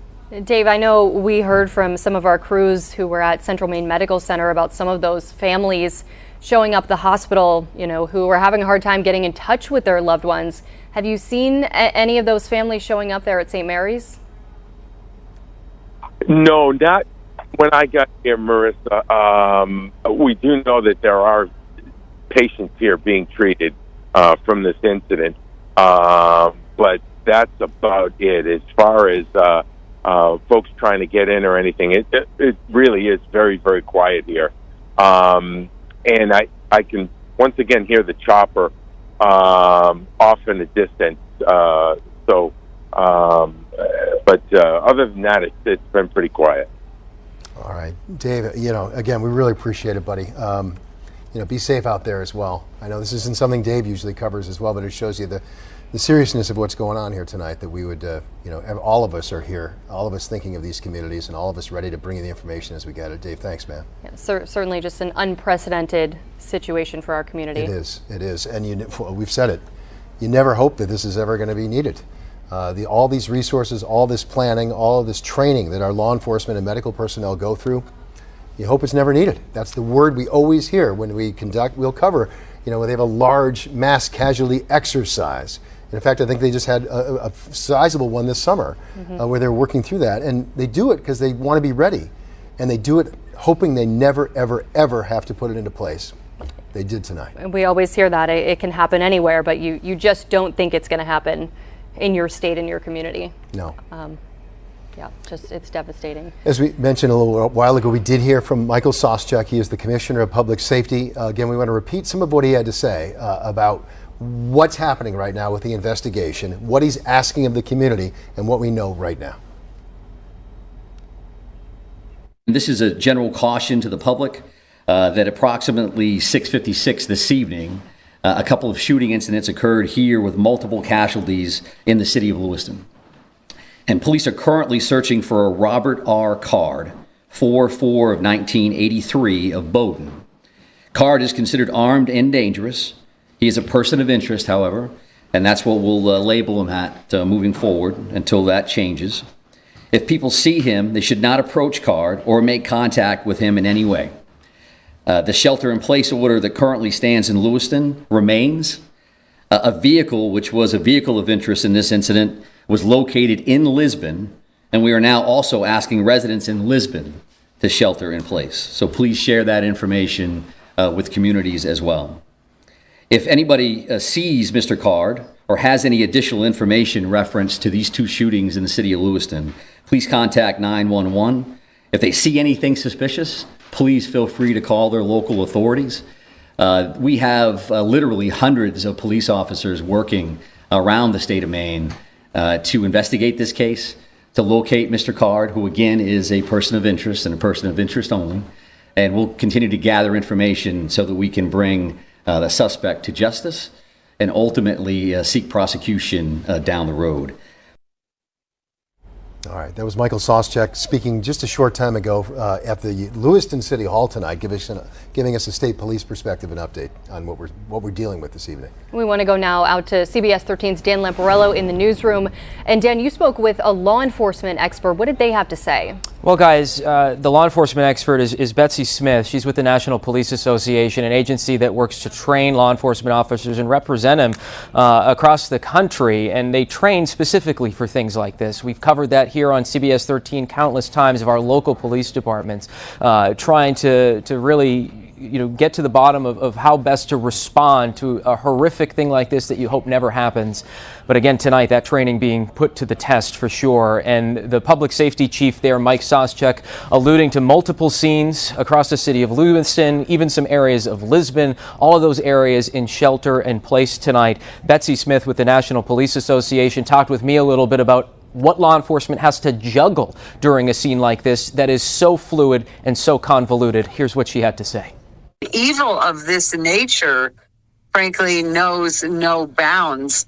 And so law enforcement has to be thinking about all those things in addition to providing, immediate care for the victims. And then again, securing those multiple crime scenes. And don't forget, communication is difficult when you have multiple police agencies involved. Not everyone has the same radio. And I want to remind people that these law enforcement agencies involved also have to, they must answer other 911 calls, other emergencies, domestic disputes and traffic crashes and things like that. So I believe that from around the state, there will be an outpouring of personnel. And that personnel we've already heard about tonight. Mike Soschek alluded to it in the press conference you heard a little while ago, that the Maine State Police obviously taking the lead on this. Lewiston Police in the city, Auburn Police, Androscoggin County Police. Our partners at WBZ News down in Boston tell us that Mass State Police are currently assisting the Maine State Police along our southern border, keeping an eye out for this person of interest in this case. So law enforcement across our region are now putting their resources into high gear to not only help find the suspect in this case, but also take care of the calls, as Betsy said there, that will continue to happen. 911 doesn't just shut down when an incident like this happens. So there are law enforcement officers who are involved with this, those who are still responding to other calls tonight, and all of them, I'm sure, are on high alert. Greg? All right, Dan Lamparello, thank you for the update. A broader perspective of exactly what police are dealing with and what they've done to get ready for a day like today, which no one ever hopes would happen, but when it happens, they're ready and they're doing it right now. We are, of course, learning much more about this person of interest in tonight's mass shooting. According to the Associated Press, the AP says Robert Card is a firearms instructor trained by the military and was recently committed to a mental health facility. That is according to a state police bulletin. Now, the bulletin says Card had been trained as a firearms instructor at a U.S. Army Reserve training facility here in Maine. The document says Card had been committed to a mental health facility for 2 weeks in the summer of 2023, so this past summer. It did not provide specific details about his condition or his treatment. It also said that Card reported hearing voices and had apparently threatened to carry out a shooting at the military training base in Saco. The other thing that we learned is that he is considered tonight armed and dangerous. The state police are only willing to publicly say he's a person of interest, but in the same sentence, they are saying he is considered to be armed and dangerous. We also learned that he is 40 years old and that he's a last known address believed to be in the Bowdoin area, and that tonight, obviously, there's a huge response in multiple ways. The focus most of all on helping the victims, the medical response, and equal to that, the search and the manhunt to try and track down this person tonight. And then all the other ancillary things that our communities are dealing with right now, shutting down schools, preparing to have services available, counseling available, not just to families, but let's say that you have to tell your child that why is school closed tomorrow, Mom and Dad? Well, there's resources to help with some of that as well that schools are coordinating to provide. That's what happens when something of this magnitude happens in our community. This is going to be something that reverberates in our communities for days and weeks and months, likely, regardless of how long the manhunt takes place. It's something that's going to be, with us. The scars will be with us for a very long time. But first and foremost, law enforcement trying to find that person of interest right now. And there are still a lot of questions about the number of people killed in this mass shooting, the number of people injured. State police not releasing any specific numbers. Here's how they responded when they were pressed by the media a little while ago. I know that there's been a lot of numbers out there. This is a very fluid situation. So the last thing I want to come up is give you a number and then 3 hours from now change that in one direction or another. So I don't have firm numbers on that. And when I do, we'll be happy to share those with you, because it's an important piece of healing and it's an important piece of information for all of us to be aware of. But I don't have a firm number on that. But at least 16, right? I think I just answered that question to say that I'm not going to give you any specific numbers. And there's been a lot of numbers all over the map all evening. And I don't think that that's helpful because it doesn't help family members. It certainly doesn't help the community to see, well, they just said this and they said that. So if you want accurate information, I'm prepared to give that to you when I have it. I don't have that right now. So as you heard, Maine state officials not releasing any numbers on how many people are hurt, how many people have been killed, but CNN reporting tonight 22 people killed in Lewiston and dozens of people injured. And we obviously, we've decided to continue to report that number just to try and put it in some context, some of the numbers, and these are numbers that are being reported by law enforcement personnel through other, through sources to the media. So we're gonna continue to mention this number with the caveat that, as Commissioner Sostek said, it could change. And we obviously pray to God that it doesn't change up. Is that a possibility? Of course. But we're going to continue to report the number as best we know it right now, for context only here, folks. In addition to the other thing we've heard, which is there are potentially dozens of people injured in these mass shootings. It sounds like the two shootings are localized now to these two places, the bowling alley, the bar in Lewiston. There are reports of other locations. Those may have been, we understand, places where this vehicle of interest was possibly spotted, or other reasons to think that suspect may have been there. Foremost among that list right now is, of course, in Lisbon, where his vehicle may have been spotted at a boat launch there, We've been seeing it. We've been reporting it. There's a heavy police presence right off of Route 196 at a boat launch around the Androscoggin River in Lisbon. So we're going to continue to bring that information because there's also a particular message to the folks of Lisbon to shelter in place right now. So we want to emphasize that point as well at this moment. And we've been hearing that really since this all started. That was one of the first things we heard. You know, early on, we weren't getting a lot of confirmation about what happened in this case, but one of the first things that happened was that Lewiston schools sent out an alert to any parents. Apparently there were parent-teacher conferences tonight. They sent out an alert to anyone who may have been at or near any school to get to a safe place at the school, to go into lockdown. We then heard the city of Lewiston via a spokesperson that the entire city was under a shelter-in-place order. So this shelter-in-place has been in place for hours now, and with good reason. Again, they are still searching for a person of interest who is believed to be armed and dangerous. Again, they say do not approach him. If you do happen to see Robert Card, call 911, alert authorities, but do not approach him. For now, anyone in Androscoggin County, specifically in Lewiston and in Lisbon, is told to stay in a safe place. If you're at home, stay inside, lock the doors. And a moment ago, we had that map that showed that Lisbon Falls, the Lisbon boat launch. Let's show it to you again, because again, this has been a focal point. Right off of Route 196, for those who know the area, Lisbon Falls is further down to the lower right of your map there. So right in Lisbon is where this boat launch is. And for reference, for those who don't know, if you follow 196 up to your upper left, that takes you back into the Lewiston, Auburn area. So this is where the focal point is right now. We heard helicopters overhead searching that area. Mal Myers on scene. He also saw law enforcement. He spoke with a marshal who was walking by. He heard a law enforcement source tell him, hey, this isn't necessarily safe right now.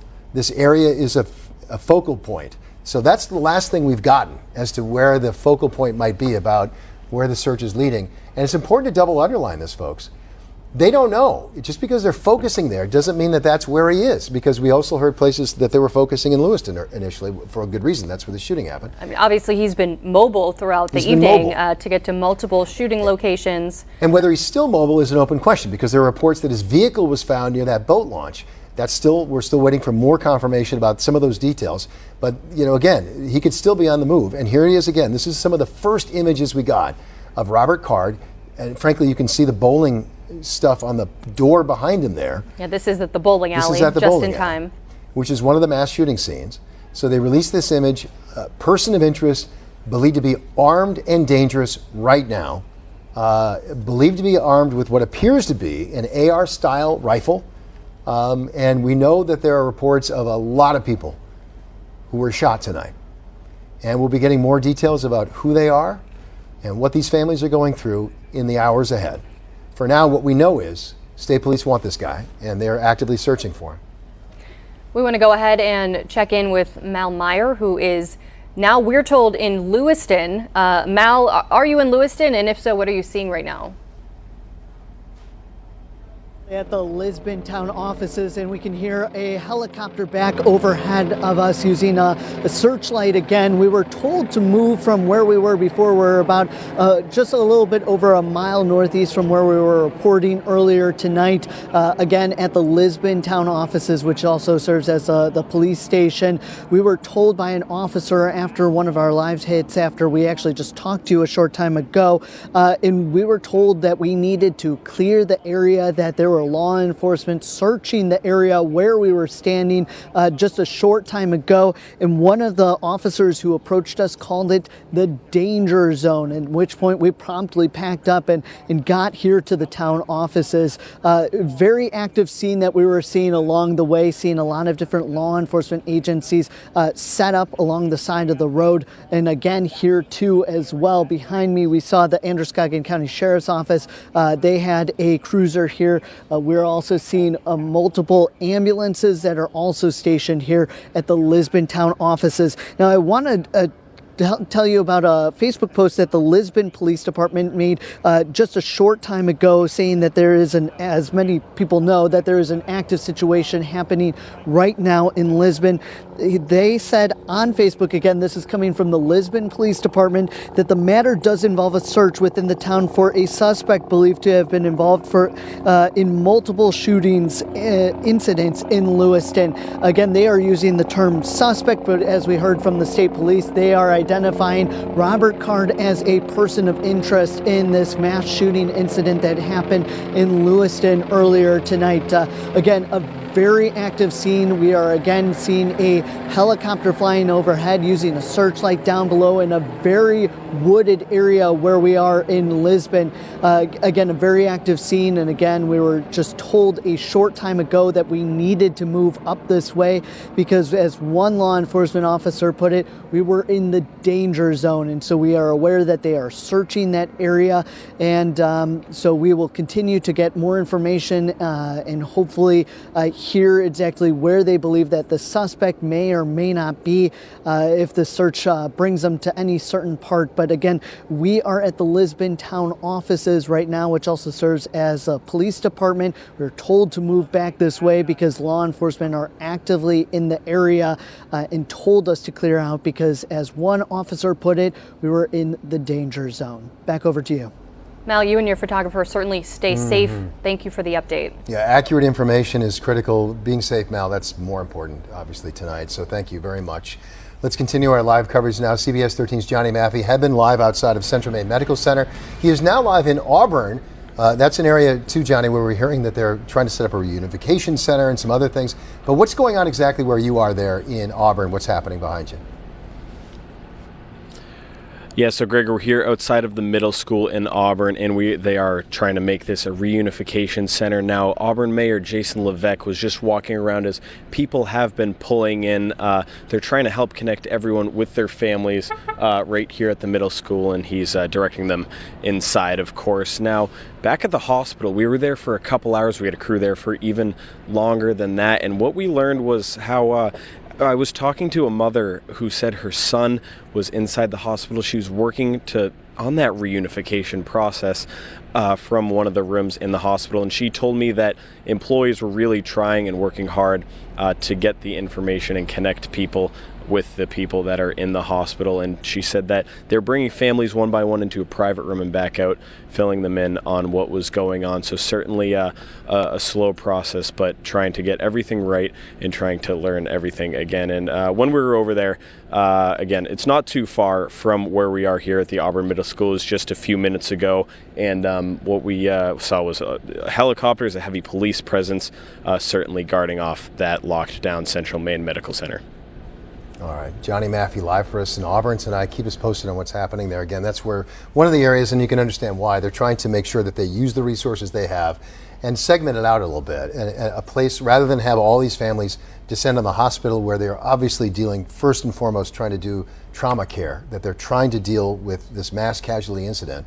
They want to have a secure place for folks to get information where they can go, and they don't want them all descending on the hospital right now, quite frankly. So that's why they've set up this other place where a place where people can go to get information, get resources, get help. And so that's all the things that we talked about, all the things that are being set up in various ways to try and deal with this situation that's unfolding tonight. We want to go out to CBS 13's Dan Lamparello at the live desk. And Dan, you spoke with some Lewiston council members about hospitals. What are you hearing? Yeah, we've talked with many of the members of the Lewiston City Council tonight, all of them in shock about what has happened in that city this evening. Just a horrific act of violence that nobody would have thought would have happened in Maine's second largest city. Councilman Robert McCarthy is who I spoke to. We talked with him a little bit earlier about his knowledge of what's happened, what he's hearing from law enforcement there in the city. He told us that obviously one of these shootings happened at one of the local bowling alleys. We're told it's called Spare Time, during a children's bowling event. And he said that all of the Lewiston hospitals, St. Mary, Central Maine Medical Center, they are on high alert. Here's what he had to say. The two hospitals have called in every off-duty staff member that they could to deal with this. We are a town of about 39,000. Our hospitals are not geared to handle this kind of shooting event, and they're doing the best we can. And as we often hear in Maine, many agencies, whether they're private or public, are coming together in times of need. We've heard St. Mary's, CMMC, Maine Medical Center down here in Portland, all on alert tonight, doing anything they can to help those who have been affected by this. And I do want to read just quickly a statement from St. Mary's Health System. I know we've talked about it a little bit earlier, but they've activated their emergency response plans, called in all available staff, and they're collaborating closely with their local partners to ensure a unified response and effort in treating those impacted by tonight's events. So a lot of agencies, private, public, coming together tonight for this awful situation unfolding in Lewiston. Guys, over to you. Yeah, so heartbreaking, Dan. Hard to put into words. Yeah, I can't even believe, obviously, that this is happening. Dan, thanks. Let's go ahead and check in with Anna Kuhn one more time. She was at, well, frankly, she started her evening at Central Maine Medical Center. She was then at Lewiston City Hall getting the update from law enforcement, and now she's on Lincoln Street, which is one of the scenes of this mass shooting, that bar. Anna, where are you, and what are you seeing, and what can you tell us about the scene there? Greg, we're fairly far away from that scene. That bar, Shmenji's, is probably about half a mile back, and this street on Lincoln Street has closed off for about a mile. We were originally on the other side and had to drive around here, but next to me is a Maine State police officer blocking the scene, and you can see down the road behind me there are quite a few emergency vehicles still with flashing lights on.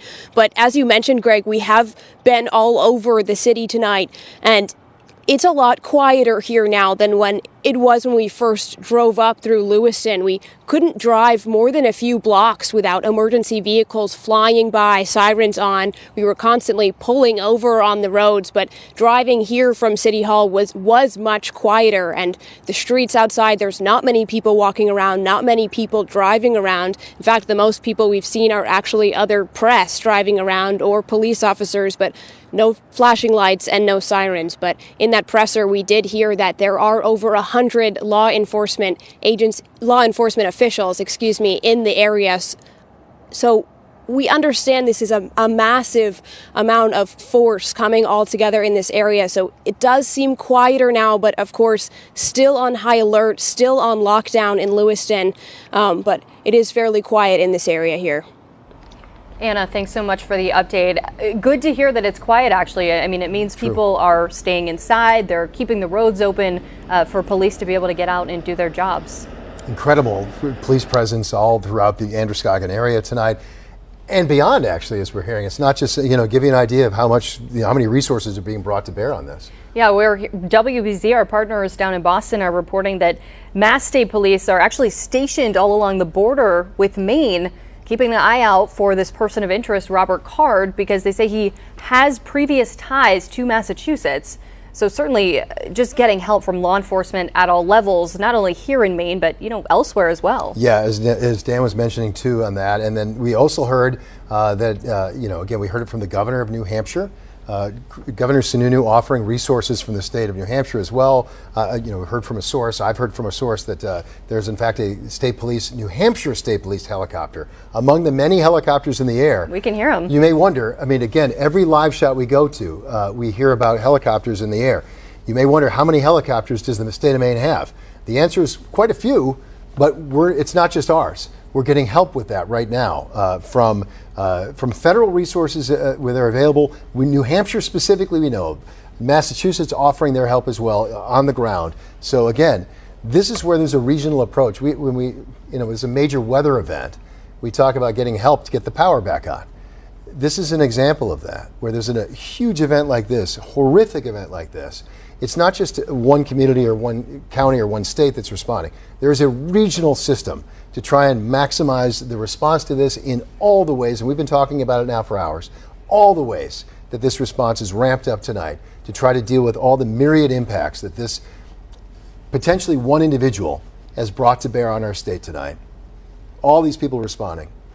Heartbreaking to think about, but they're responding and they're doing the best they can. And hopefully we'll have an update soon that they've tracked this person down. It is all hands on deck from everything we've heard. All hands on deck. Hundreds of officers here in Maine. And Maine State Police posting their official press release so far just moments ago. It says in part, a shooting incident with multiple casualties has occurred in multiple locations in Lewiston. And they include the photo, one of the best photos we have that shows his face.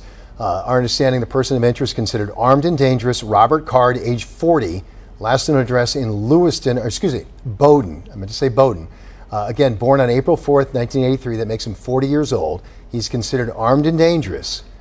Again, they're just calling him a person of interest, but there's a lot of other dots that we're connecting here. If you've seen, if anyone sees this individual or knows who he is or knows where he is, do not approach. Again, considered armed and dangerous. A shelter-in-place order is still in effect for all of Androscoggin County, with a specific focus not just on Lewiston anymore, but on Lisbon.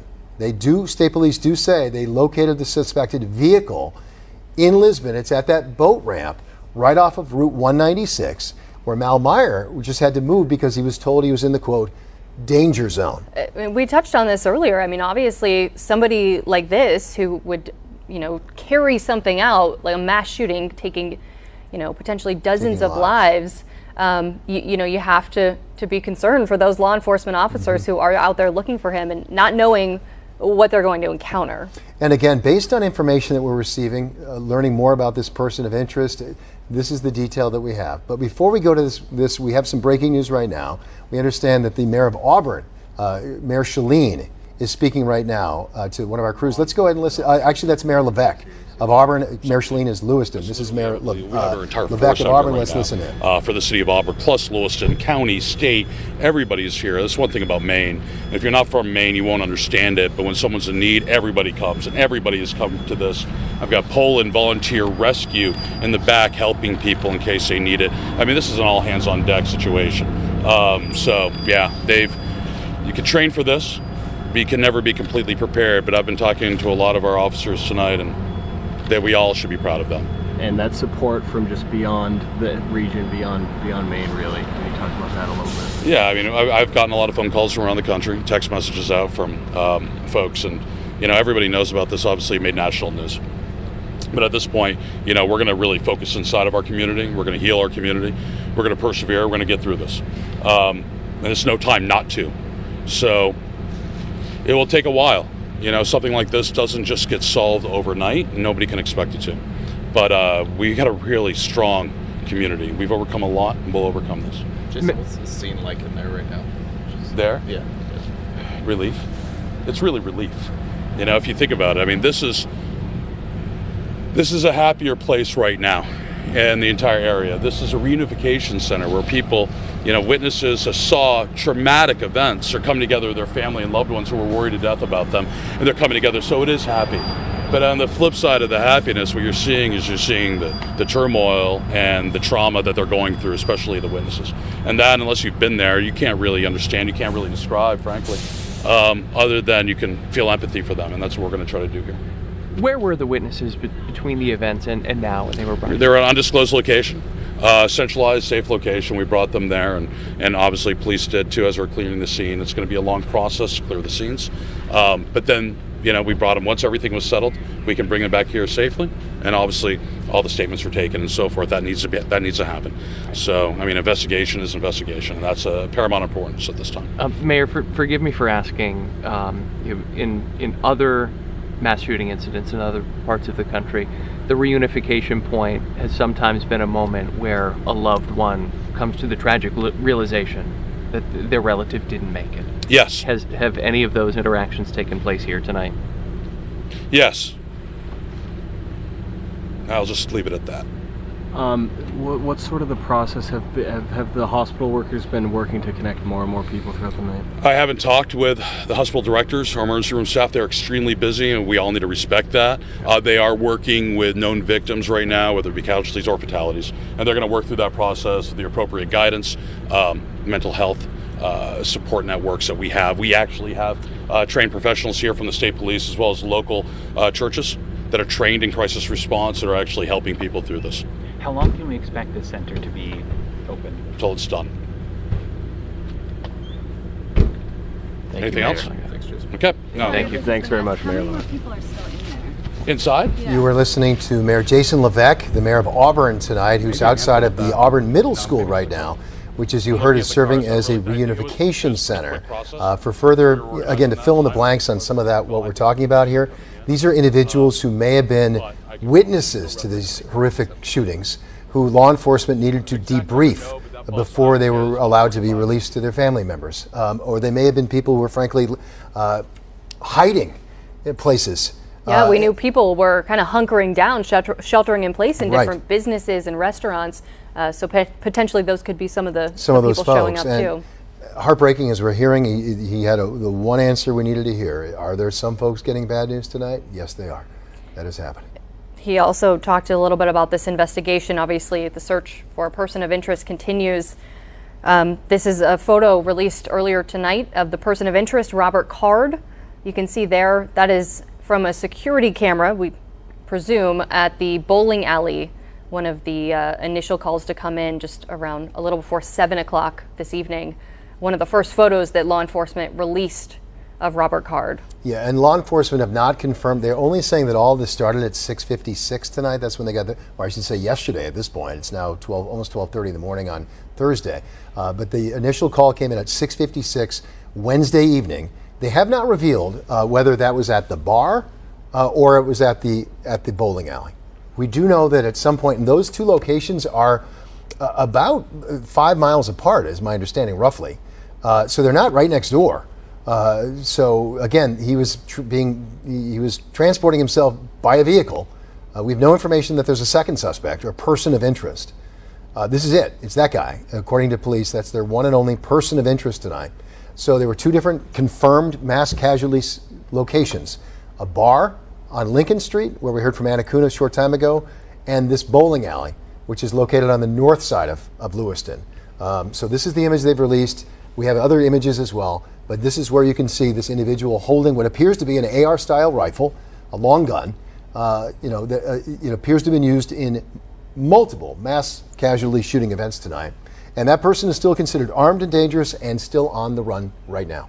And with that manhunt underway, it's really creating a lot of uncertainty for others in the community, in particular schools, area businesses, all closing tomorrow. You can see right here, this is on our website, WGME.com, but schools, businesses announcing closures. You can scroll through and check out everything that's closed. Yeah. Among them, Central Maine Community College, UMA at Lewiston, the University of Southern Maine, all closed. RSU 1, 15, 4, and 75, as well as Auburn schools closed as well. The Lewiston BMV will be closed. And I shouldn't say tomorrow, that's actually now today. As you said, it's 12:30.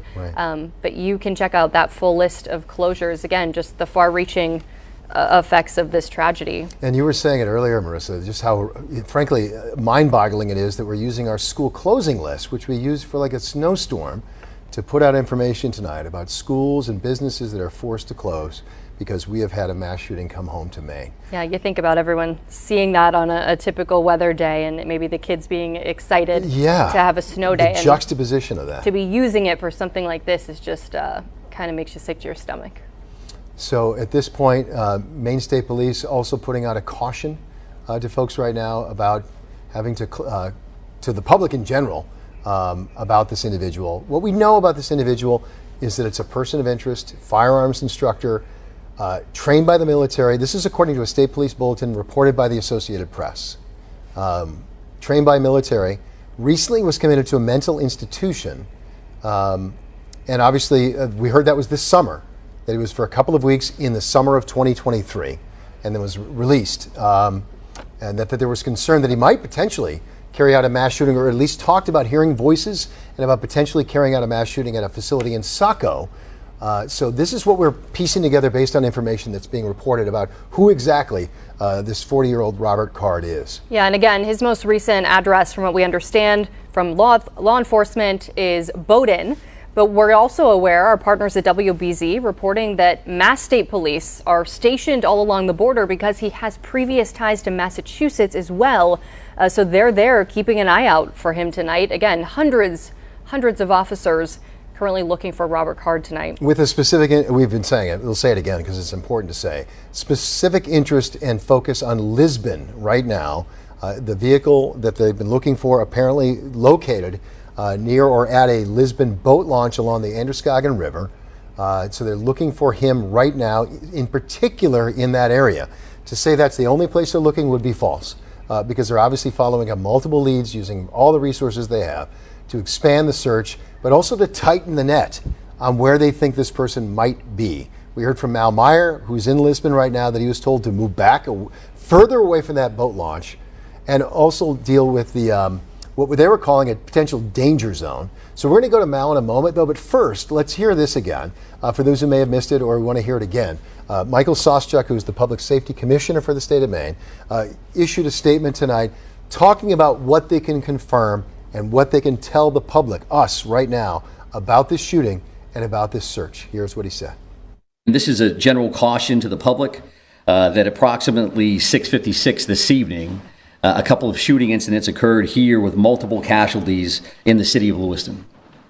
And police are currently searching for a Robert R. Card, 4/4 of 1983 of Bowdoin.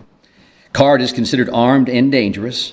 He is a person of interest, however, and that's what we'll label him at moving forward until that changes. If people see him, they should not approach Card or make contact with him in any way. The shelter-in-place order that currently stands in Lewiston remains.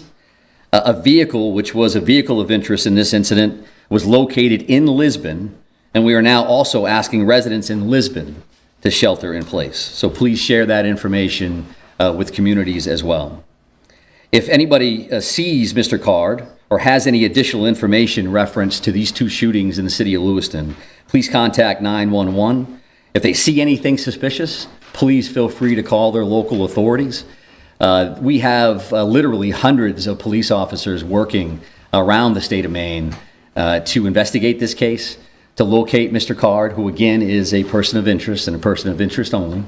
And we'll continue to gather information so that we can bring the suspect to justice and ultimately seek prosecution down the road. And let's check in again with Mal Meyer, who is in Lisbon, where again police have really been focusing tonight. They told us earlier that is where they located a vehicle that they had been searching for earlier. Mal, what are you hearing and seeing right now? Well, right now it's been relatively quiet. The helicopter stopped flying overhead. We saw it do one kind of last loop without a spotlight. As you have been hearing us talking about just a short time ago, we've been seeing a helicopter flying over the scene for quite some time. But again, that's kind of tapered off at this point. We've been seeing a lot of law enforcement coming and going. We are at the town offices right now on Lisbon Street, which is just up the road from where we were earlier this evening, where there was a large law enforcement presence. At that time, we were told then to move. This was probably about 45 minutes ago. We were told to move from that area by a law enforcement official who approached us, and he said at that time that we were in the danger zone and that law enforcement was out in the area searching through. We know that the Lisbon Police Department posted on Facebook about 40 minutes ago that this was an active situation and it was ongoing. It did involve a search within the town for what they called a suspect believed to be involved in multiple shooting incidents in Lewiston. They are calling him a suspect, but again, we heard earlier tonight the state police referred to Robert Card as a person of interest in connection with the shootings in Lewiston. Lisbon is several miles away. It is a town over from Lewiston, but we are several miles away from where those shooting incidents happened in the city. The Lewiston Police Department also asked in that same Facebook post for residents to shelter in place, to not go outside or go about, and to make sure that they lock any kind of doors or windows, those kinds of things, which we have been hearing from law enforcement repeatedly since the shootings happened earlier tonight. The law enforcement is also saying that the Lisbon schools will be canceled for tomorrow, so there will be no school tomorrow. They said that they would be posting updates as well as more information funding becomes available. But again, we are about a mile away or so northeast on Lisbon Street at the town offices, about a mile away from where we were before, where there was a large law enforcement presence. We saw that law enforcement was scattered throughout the area in a very heavily wooded area of town, searching the area actively. And actually now, as I'm just talking, I can hear a helicopter coming close by. It's unclear if that's involved in this, what police have described again as a search. We should know more soon, but we've been seeing a lot of law enforcement coming and going down the street. I saw one vehicle that appeared to be a New Hampshire State Police vehicle leaving this area just a short time ago. It's unclear how many agencies are responding or potentially searching the area right now, but I know that that law enforcement official who approached us and told us to leave what he called the danger zone was armed at that time. So of course we cleared and moved down to the scene. We have been seeing some law enforcement coming and going. There were some law enforcement officials here at the town offices, but they have also cleared. There were 2 ambulances. I see that there is one still behind me, but another one left a short time ago. And now again, I'm seeing the helicopter coming up overhead. So this does appear to still be a very active scene, and we're going to keep searching for updates from the police department, hoping to get more information from the Lisbon Police or the Maine State Police. We'll be sure to update you as we do. Mal, we can hear the helicopter here from the studio. It sounds like it's just above you, and certainly still a lot of police there in Lisbon. Thank you for the update. Yeah, good to get that visual confirmation from Mal there, too, that a state police vehicle from New Hampshire is on the ground. We had heard reports that there was perhaps a helicopter from the New Hampshire State Police in the air, and maybe that's what he was hearing as well. But just the huge response from multiple agencies, not just in Maine, across the region. That help obviously greatly appreciated by our local law enforcement community and all of our communities. Let's go live right now to Lincoln Street.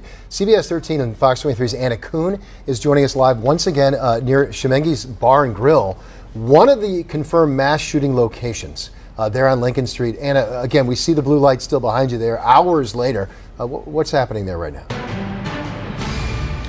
Greg, there definitely is still a police presence here on Lincoln Street, and we're about 500, 600 feet in front of that bar. You can see that white sign behind me. That's the sign for Shemengi's Bar, and there are definitely police cruisers over there with some blue lights on, but it is fairly quiet here. Actually, the most action we saw were 3 police cruisers just driving away a few minutes ago. 2 left, and then just before you took me live, another one just left. That police cruiser from Sabattis, which again just goes to show how many police officers from how many towns are coming together tonight to respond to this scene. But it is fairly quiet here. We've seen a few cars come and go driving along the road, but all those cruisers that left, they had their lights on, but no sirens, were in no sense of rush. So there is a sense of calm here, Greg, but definitely a tough night and a dense sense of scared in the air. As we walked around, as we drove down here, we didn't see people out on the street. We didn't see many cars driving by.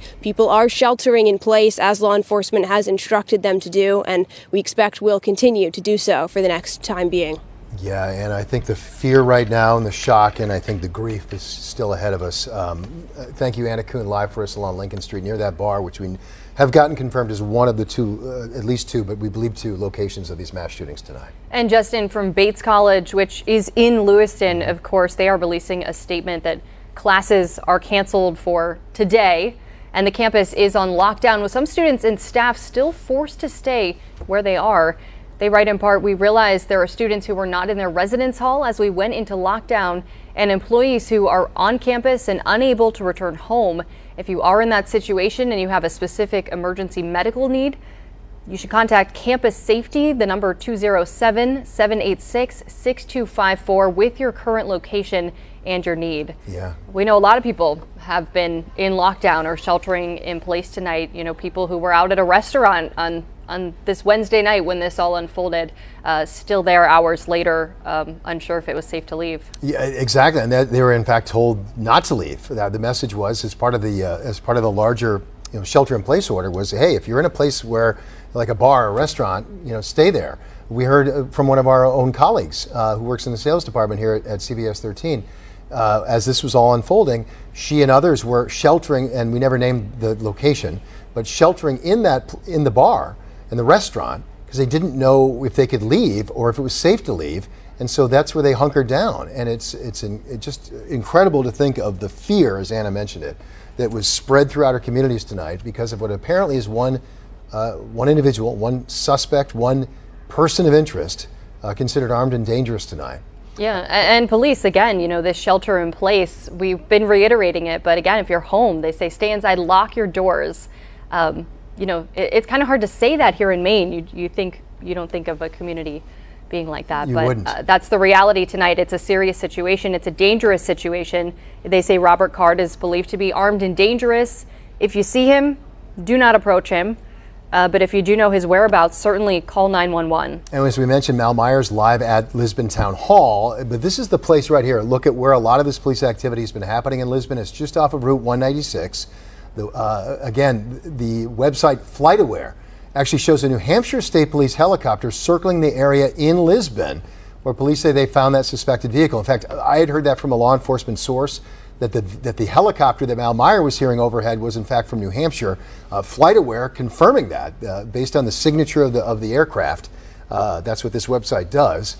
And you can see, as we pull out just a little bit, wow, you can see the path in which this helicopter has been flying. I mean, clearly concentrated on a certain area. It's a big area. It's a big area, but as Mal Meyer was saying, again, right when that little bow where the Androscoggin River goes up in the middle of your screen there, that's where the boat launch is, at the top of that bow. And then the other areas where those circles are kind of concentrated, those are wooded areas just off of Route 196 in the Lisbon area. And as you head to the right side of your screen there, a little bit downstream as you follow Androscoggin, that's Lisbon Falls. Yes, over to that side of your screen, that's Lisbon Falls, where some of the search has been happening as well. So that's the concentrated area where this New Hampshire State Police helicopter has been flying. Again, we feel comfortable showing you this because we think it's highly unlikely that this is one asset, one resource from law enforcement. We're not giving anything away on the minute chance that this suspect is watching TV right now. We're always careful to do that in a lockdown situation or anything like that, to be careful of revealing law enforcement assets and where they might be. But in this case, we're comfortable showing you this because it shows you, one, it's New Hampshire who's providing resources, and it shows you the area where they're flying and where they're searching right now for this person of interest. And not only a decent-sized search area, but obviously also with multiple scenes. We heard earlier from one of the law enforcement experts that Dan spoke with, just the challenges that come in an investigation with so many different areas, obviously a number of victims. They have a lot of work and also, are on the front lines of this potentially very dangerous situation. And to coordinate this safely. Again, you've got assets in the air from New Hampshire. They need to be communicating safely with assets from Maine as well. So that's what's happening. And here's a live look outside right now, outside of Maine Medical Center in Portland. You can see at this hour, still law enforcement out there, security out there, very similar to what we saw at Central Maine Medical Center in Lewiston. A lot of security as this situation is still unfolding. And obviously we know Maine Med took in at least one patient. At least one. From the hospital in Lewiston. They're certainly prepared for the possibility of more. Yeah, and it's important to mention here as well, this is part of their response plan. When there is a mass casualty event, they're trained to have security pay particular attention to hospitals because those are areas you need to secure because that's where the wounded are going to be taken. So that's why there is part of the mass casualty response plan that all of these law enforcement and hospitals drill on. Part of it is increased security presence around the hospitals, and we're seeing that. That vehicle right now with the headlights, that's a police vehicle. Also locking down the campuses. And also locking it down. That's what we should mention. Yeah. Maine Med is technically locked down right now. Not that, again, there'd be people visiting loved ones who might be just patients at the hospital right now at 12:40 at night. They obviously don't have visiting hours, but the hospital is locked down until further notice, and they have already announced that they're going to be potentially limiting elective surgeries heading into tomorrow, depending on what the needs are, to respond to this situation. So that's what we're seeing, a live look right now, some of the outside of Maine Medical Center in Portland. And again, the law enforcement isn't there because there's any specific threat against the hospital. No, that's not it at all. It's because this is part of their response plan. Yeah. They plan for this, they train for this. This is all to be expected in a situation you would hope would never happen. Here we are. These are some photos released earlier tonight. Actually, the first photo released of this person of interest, Robert Card, by the Androscoggin County Sheriff's Office not too long after. I mean, within a couple hours of the first reports. Well, yeah, and again, obviously they need to confirm who it is they think they're looking for as a person of interest. And based on the images, they're able to put out the image first. We got the name later of who they think this is, Robert Card, age 40, of Bowdoin. Let's go ahead and go out live right now and continue our coverage. Let's check in with Johnny Maffey, who is live in Auburn right now. And Johnny, what are you hearing and seeing there? Good morning, Marissa and Greg. So we're here outside the middle school, and some witnesses and also some families. They're calling it the reunification center here. They're setting up shop, and we just heard from Auburn Mayor Jason Levesque as well, who told us that it's been a really tough night. He said, hey, guess what? Who's asking the questions? Because we've never seen something like this before. Another thing he mentioned was there were witnesses who were kids that he talked to. He also said he has seen some families get some unfortunately bad news tonight as well. We were over at the hospital earlier, over at Central Maine Medical Center, less than a 10-minute drive away from right here, and there have been some buses arriving. We're not sure if those are witnesses or victims, but a few other cars have been showing up here. Some families have been in and out. We haven't been over there, but we're not going there out of respect, of course, for all the witnesses and victims. Certainly, it's been calmer over here tonight on the Auburn side of things, and Mayor Levesque said it'll be a few weeks before really everything can feel like normal for some people around here. Yeah, Johnny, certainly a lot to process, and this has so many far-reaching impacts for all members of the community. Thank you so much for the update there.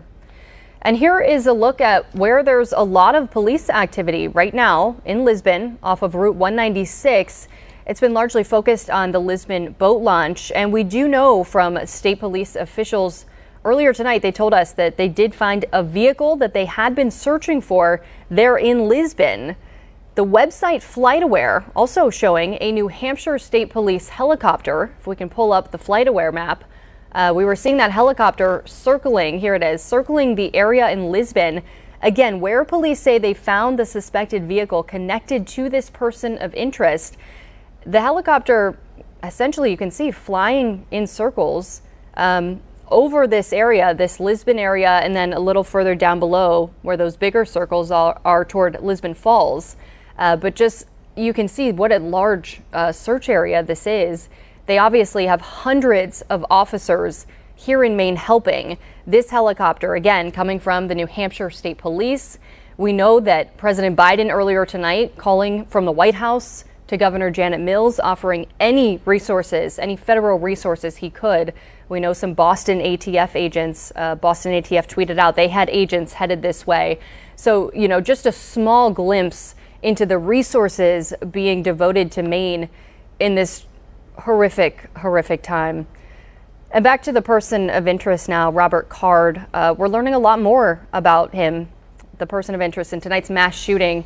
According to the Associated Press, they say Robert Card is a firearms instructor trained by the military, that he was recently committed to a mental health facility. That, they say, is according to a state police bulletin. The bulletin says Card had been trained as a firearms instructor at a U.S. Army Reserve training facility here in Maine. The AP says the document says Card had been committed to a mental health facility for 2 weeks just this past summer. Did not provide specific details about his treatment or what his condition may have been, but it did also say that Card reported hearing voices and had threatened to carry out a shooting at the military training base in Saco. So those are just some of the details that we are learning about 40-year-old person of interest, Robert Card, who, again, whose last known address was in Bowdoin, but who we're also learning had some previous ties to Massachusetts as well. Yeah, and part of the help that we're getting tonight is, my mic comes back on, the part of the help we're getting from Massachusetts is they're obviously on the border down there, just in case. I mean, they had descriptions of his vehicle, right? So they were looking out for that, and they're helping out our resources to make sure that they could cover that. So great to see all that help happening tonight. And we are hearing tonight from a Lewiston resident who's reacting to the shooting. Don Dosty speaking out. Have a listen. My first reaction was a lot of anger that it was happening community, because Mainers were much better than this. And, it's this, you've had these interviews with people all over the country before, in a mass shooting, you just can't believe it's going to happen in your hometown. And here we are. I got helicopters flying over my house with searchlights, and it's unreal. I think he captures the sentiment felt by so many people tonight. Just it's unreal. Hard to put into words. That we're dealing with. And again, to recap again, some of the people that we've heard throughout the evening, this all started again 6:56 tonight. Coming up on, at this point, 6 hours ago, is where there were first reports of a shooting happening at one of those two locations, the bar and grill on Lincoln Street, and also the bowling alley further north in Lewiston. Those are two different places where mass shootings happened, confirmed by law enforcement at this point. All of that went down. We heard of almost immediately, Lewiston Public Schools was getting word, put out a note saying that they wanted people to cancel going to these potential school conferences. Or if they were already there. Or if they were already there, head home. Shelter somewhere safely. And again, we started hearing, though, from people at Central Maine Medical Center. We saw lines of and this is some of the early video that we were getting as well, from some of the viewers out there. Seeing the breaking response as the law enforcement was reacting while there were still other people on the street, that quickly cleared out, reacting to these shooting scenes. Going to Central Maine Medical Center, we saw lines of ambulances outside of Central Maine Medical Center earlier in the evening. We also heard heartbreaking stories. Our Johnny Maffey says he spoke with a mother who was desperately trying to get information about her loved one who she couldn't track down, who might be at the hospital. We also heard from another woman who says that she spoke to a family member who said that 5 members of her family had been shot, and she was trying to get information. We also heard from one of the fathers, Father Dan Greenleaf, who was with the St. Peter Parish in Lewiston, who relayed to us in an interview that one of his colleagues, was at Central Maine Medical Center and had actually essentially administered last rites to 2 people as they passed away tonight. Some of the stories that we're hearing tonight about what this has meant for our community and the families that are in shock and that are grieving tonight, dealing with the fallout of this, and it's not over yet. I mean, again, thank goodness we haven't heard of additional shooting locations, knock on wood, but the search continues. And obviously the fear is, if this is an individual who's showed no compunction about shooting people, that it could happen again. And that's what law enforcement is dealing with as they try and narrow the net, narrow the search, and keep themselves safe. We heard, too, from Johnny earlier at the reunification center that they've established at the Auburn Middle School. Auburn Mayor Jason Levesque was there. He talked about how, Maine and the Central Maine community come together so much in these times. And he said, we're going to get through this. But it's so fresh. Everyone is still just absorbing this and digesting this. And, he talked a little bit about the families who, some people were coming there. Some of them were witnesses to all of this, who had sort of been detained by police, obviously to give their statements as part of the investigation, and then were heading to that reunification center. And he was asked if there were other people there who had maybe learned that a loved one didn't make it. And he said yes. One word answer, yes. People who are having that just unimaginable reality tonight. So, and again, still a lot of things we're trying to learn here tonight, still a lot of questions, including foremost, frankly, about the number of dead and injured. That's the number people keep wanting to see. We've been reporting 22 is the number that we've heard reported by CNN. We're attributing it to them. State police not releasing specific numbers. Here's how they responded when they were pressed by the media earlier tonight about that. I know that there's been a lot of numbers out there. This is a very fluid situation. So the last thing I want to come up is give you a number and then 3 hours from now change that in one direction or another. So I don't have firm numbers on that. And when I do, we'll be happy to share those with you, because it's an important piece of healing and it's an important piece of information for all of us to be aware of. But I don't have a firm number on that. But at least 16, right? I think I just answered that question to say that I'm not going to give you any specific numbers. And there's been a lot of numbers all over the map all evening. And I don't think that that's helpful because it doesn't help family members. It certainly doesn't help the community to see, well, they just said this and they said that. So if you want accurate information, I'm prepared to give that to you when I have it. I don't have that right now. And to recap that, I want to emphasize, obviously public safety folks are being extremely cautious, as we are, about the information they pass along to the public. And again, so he doesn't want to confirm a number of 22 or We had at first heard 10, it then was 16, and now the most recent number that we're hearing reported is 22. And the fear is exactly that, though. That number can change. It has changed. Tragically, the number's gone up. There obviously is fear that number will continue to go up, but we're comfortable at this moment, just for context, not to tell you that we definitively know this. The context is that we believe, and it's been reported, that 22 are believed to be dead. And as that number, if it's firmed up from law enforcement and others, we'll bring that to you. Yeah, certainly any updates as we get them. We've also heard, again, not confirmed, but heard potentially dozens of people injured as well. And we know the hospital's Central Maine Medical Center pretty quickly, early on, released a statement saying that they were reacting to a mass casualty situation. And speaking of that response, right now live in Lewiston, our own Dave Eade is outside of St. Mary's Hospital. Dave, who has a lot of family ties to the Lewiston area, reporting live. Dave, what are you seeing right now from St. Mary's? Well, Greg, it is still very quiet here, and it has been really for the most part. When we first got here, maybe an hour and a half, 2 hours ago, we did hear the helicopters off in the distance, but those have since gone silent. Haven't seen a lot of ambulances come in here, although we do know that they are treating some patients from this horrific incident that occurred here earlier tonight in Lewiston. Know the condition or the number of patients that are here at St. Mary's.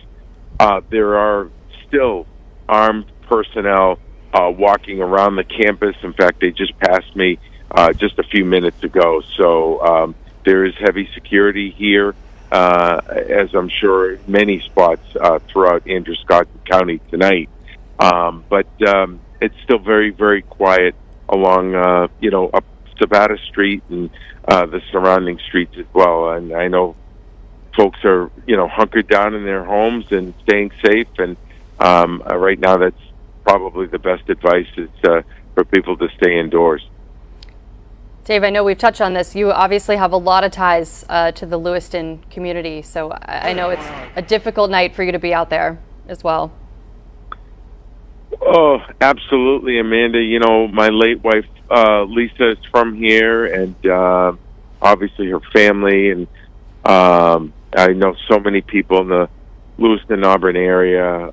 They're all family, and our hearts are just breaking for everyone here tonight. It's just, and we've been talking about this throughout the night. The incidents like this happen in other parts of the country, and really in the back of our minds, we're like, it could never happen in Maine.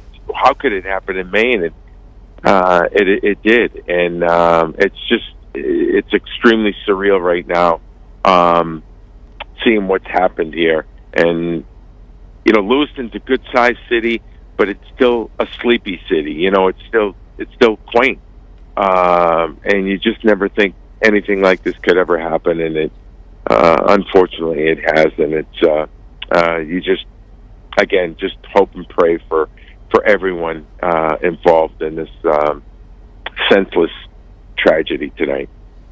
We echo that, Dave. It's horrific to think that we're having to talk about this. Dave, again, thanks, buddy. We'll talk to you again soon. Meantime, we do want to show this again. All right, guys. Thanks, Dave. We do want to show this again. We showed it again a moment ago. Is the image of the person of interest. We're careful to say that person of interest. That's how he's being described right now by Maine State Police. However, they're adding to that, saying he is also considered armed and dangerous. And this photo tells you why. This is one of the first images that came out, as we've been saying, from the bowling alley, we believe, from early on this evening. That is what has been described to us as obviously it's a rifle. Appears to be an AR-style rifle. Again, these are weapons. Let's let the political debate happen. I mean, we've heard reports tonight that there might be mental health issues involved. There's obviously an issue of a high-powered weapon involved.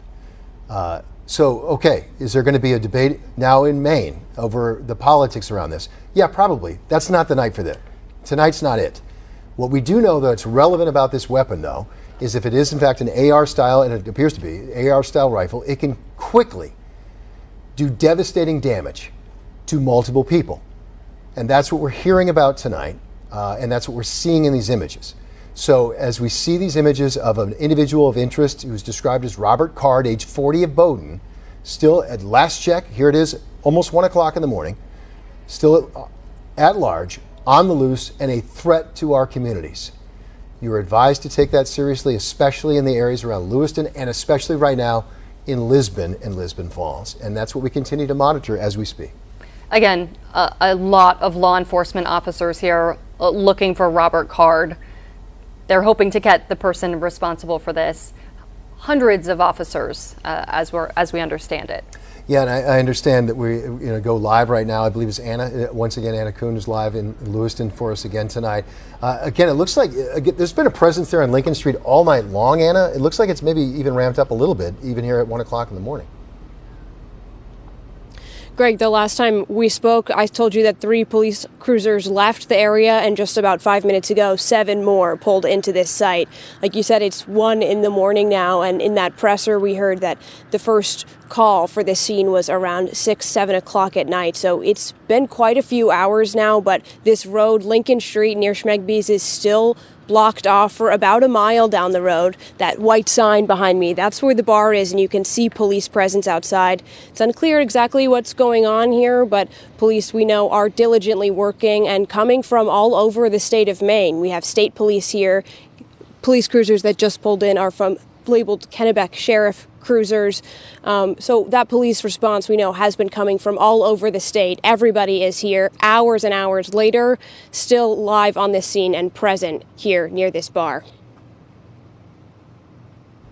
All right, Anna Kuhn live on scene. Again, keep us posted on that. I mean, obviously Lewiston police have been on scene there for multiple hours now, as Anna mentioned.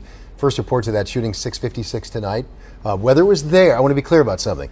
Whether that first report of a shooting was at the Schmeggins Bar in Lewiston, or it was at the bowling alley, which is maybe 5 miles or so north of there, we don't know. We don't know. That hasn't been confirmed yet about where the first place was. We do know those are the 2 locations, though, where mass casualty events, mass shootings, and death happened tonight. And we do know that since that time, they have essentially had Lewiston under lockdown.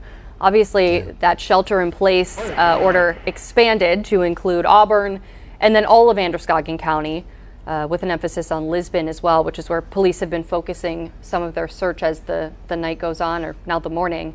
But that shelter-in-place really happened almost immediately, obviously giving us a sense of just an urgency here and a danger. And this was from very early this evening, and these, as you can see, you can just read the names of the towns on the sides of the ambulances. Topsom, we saw Turner, obviously Lewiston, New Gloucester there. New Gloucester. I mean, the one positive I think we can take from all this is just how ready our people are, ready to respond and to help each other in our moment of need. Our communities look out for each other, and they're looking out for each other tonight. These are law enforcement professionals who train for this, never hoping to have it happen, hoping to ever put this into place, but they work with each other and they train to be able to communicate and work together so they can cover each other's backs, they can do it efficiently, and they can cover a broad area and in multiple ways. There's still a manhunt underway. There's multiple deaths investigations underway. There's reunification happening. There's the medical response. All the ways in which that our community, our law enforcement community, and our medical community is responding tonight, in ways that we're not even describing. Hats off to every single one of those communities tonight for what they're doing. And obviously a different crime committed years ago, back in 2018, but the manhunt aspect of this makes me think of when Corporal Eugene Cole was killed in Somerset County. Obviously, that set off a 4-day manhunt for John Williams, Correct. the man convicted of killing him. And I recall seeing just a very similar police response, just law enforcement from other states, from every community, just descending on that area that was in Norwich Walk. And instructive to remember that because, again, that, as you pointed out very importantly, that manhunt took multiple days before it was resolved. We can't predict this, folks. Is this going to be over in a couple of minutes or a couple of hours or a few days? We don't know. But I know law enforcement's in it for the long haul, and they're going to keep out there until they figure it out and they solve it. Speaking of law enforcement and the response, some of the communications, again, that we've been hearing from law enforcement throughout the evening, we heard a little while ago from some of the conversations happening in Turner as they were responding. I also want to share some of the communications happening in Auburn, from Auburn Dispatch. Take a listen, involving actually... To Turner Rescue, need you to respond to the town of Lewiston. It's going to be spare time recreation for an active shooter incident. Again, that's going to be the town of Lewiston at spare time recreation for an active shooter incident, multiple people down. So again, that was actually involving Auburn and Turner responding to that one. And as you mentioned, as you heard rather, they were mentioning the bowling alley as being one of the first locations they were responding to. Yeah, that was certainly early on when things were just unfolding, and we were kind of just, I mean, our phone was ringing in the newsroom very early on, just call after call reporting this. Obviously, you know, we had to work to confirm the information before bringing it to you all, but our phones just started ringing right away with people reporting this. Yeah, and at first we wanted to not believe it or not think it could be that big. Yeah. And obviously all of that is not true. It is bigger than we ever could have possibly feared in our wildest nightmares. That's what we're in right now. Dan Lamparello has been with us throughout the evening as well, joining us live with a little bit more on what we know about this person of interest background, Dan. Yeah, ever since Robert Carr has been named a person of interest tonight by the Maine State Police, obviously Michael Soschuk, the head of the public safety for the state, brought up his name earlier, addressing and saying adamantly that they're just calling him a person of interest right now. But Robert Carr, since that name came up, the I-team here has been looking into his criminal background, and it just came back into us this evening.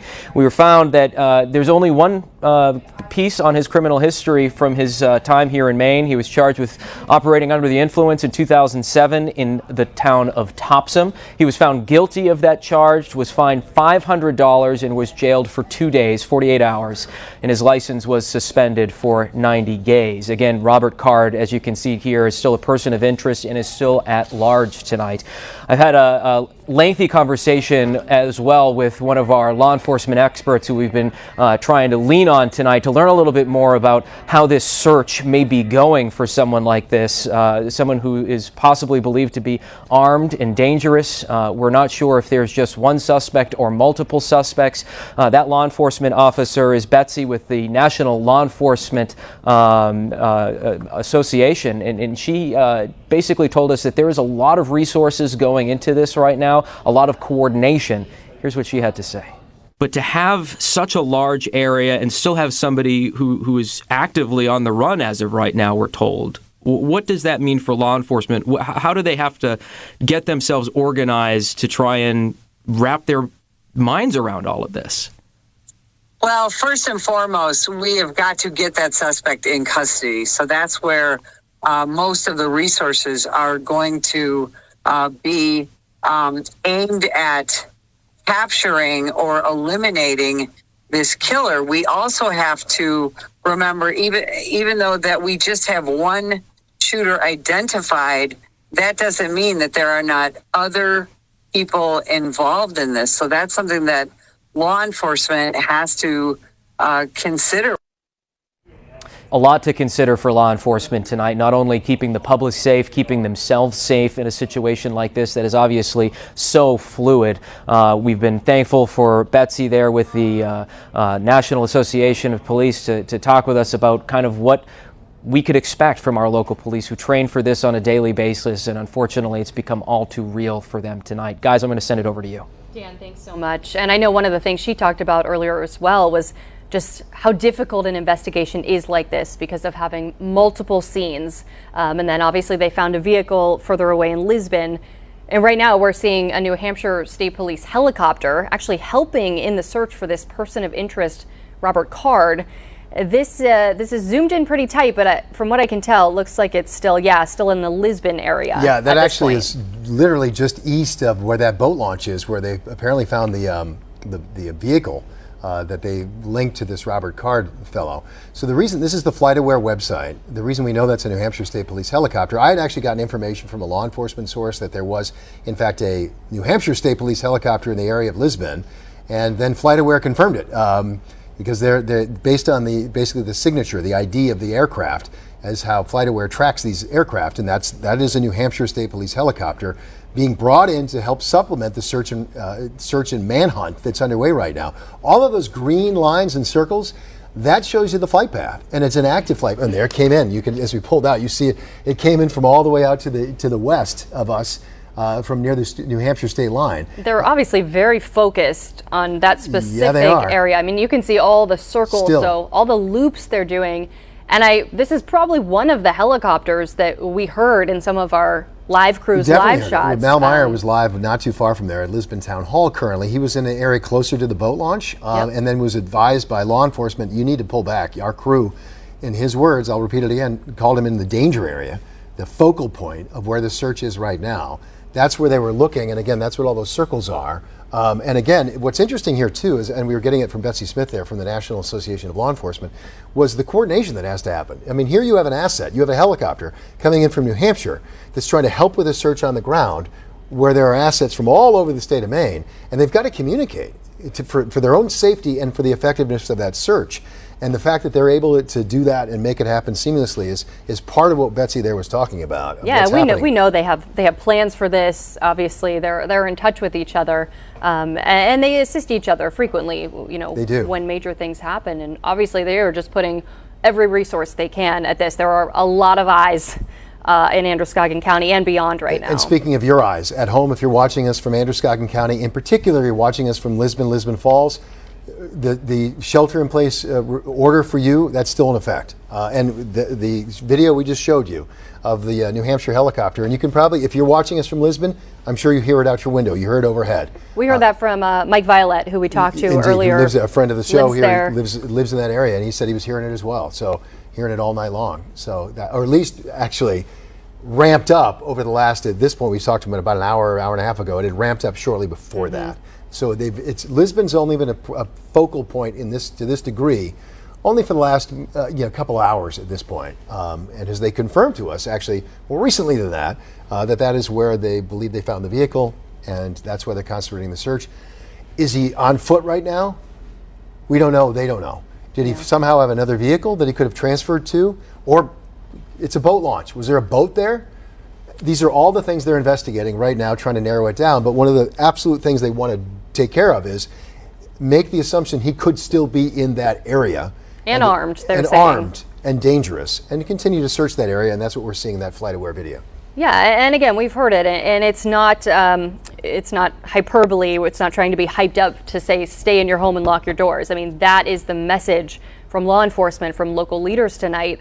Not an exaggeration, not a drill. You're being asked to stay at home and take all those precautions. I know Mal mentioned it earlier too, like checking your windows, locking your windows. I remember the big manhunt back in 2018. They were, telling people even like your outbuildings, your sheds and stuff. You just don't know where somebody who's in kind of a desperate situation might hide. And it's instructive to mention, again, we're not trying to draw parallels here, other than it's instructive, as I said, to mention, as Marissa brought it up first, when we saw that massive manhunt after the murder of Somerset County Sheriff Deputy Eugene Cole, they had a sense that he was still on the ground in the area, but they didn't know. He had apparently at one point had stolen a law enforcement vehicle. They at one point located that vehicle. It turned out that individual, who's now in prison, convicted of the crime, had been hiding out in a relatively localized area from where they had found that vehicle. In a camp. In a camp, and he'd been there for a couple of days. And so, again, law enforcement, they don't rule anything out or in, but they pay attention to the information they're getting. And the latest information they have on where this person of interest might be is somewhere near that boat launch. And based on their information, he's no longer in that vehicle. So where is he? Well, they're going to assume that he could possibly be on foot, and that's why we see that concentrated search happening there near that boat launch in Lisbon. So again, if you're in that area, take that seriously. Keep your doors locked. Let's check in again with CBS 13's Johnny Maffey, who is live in Auburn right now. Johnny, what are you seeing? What are you hearing out there? Good morning, Greg and Marissa. So we're here at the Reunification Center outside of the Auburn Middle School. We heard from Mayor Jason Levesque about an hour or so ago, and we also heard from him. He was talking about how there are witnesses inside here. There are also some victims inside here. Some of those victims and witnesses are kids as well. Now, I just talked to a local police chief tonight, or this morning actually, and what he was telling me and speaking on, some other situations and based on his trainings is that those helicopters we keep talking about by the areas they're searching, they could be using infrared, and he also mentioned that Pennsylvania Manhunt in the same sentences. They could be performing similar stuff to what we saw in that situation a few weeks ago. Now, another thing Mayor Levesque said here out of Auburn is that the law enforcement officers, they're a tight community just like the community as a whole, and they're certainly working very hard, and he's grateful for all the support and cooperation from everybody tonight. Now, another thing we learned from Levesque is that, he did learn some bad news, and he saw some families learn bad news right here in the middle school behind us.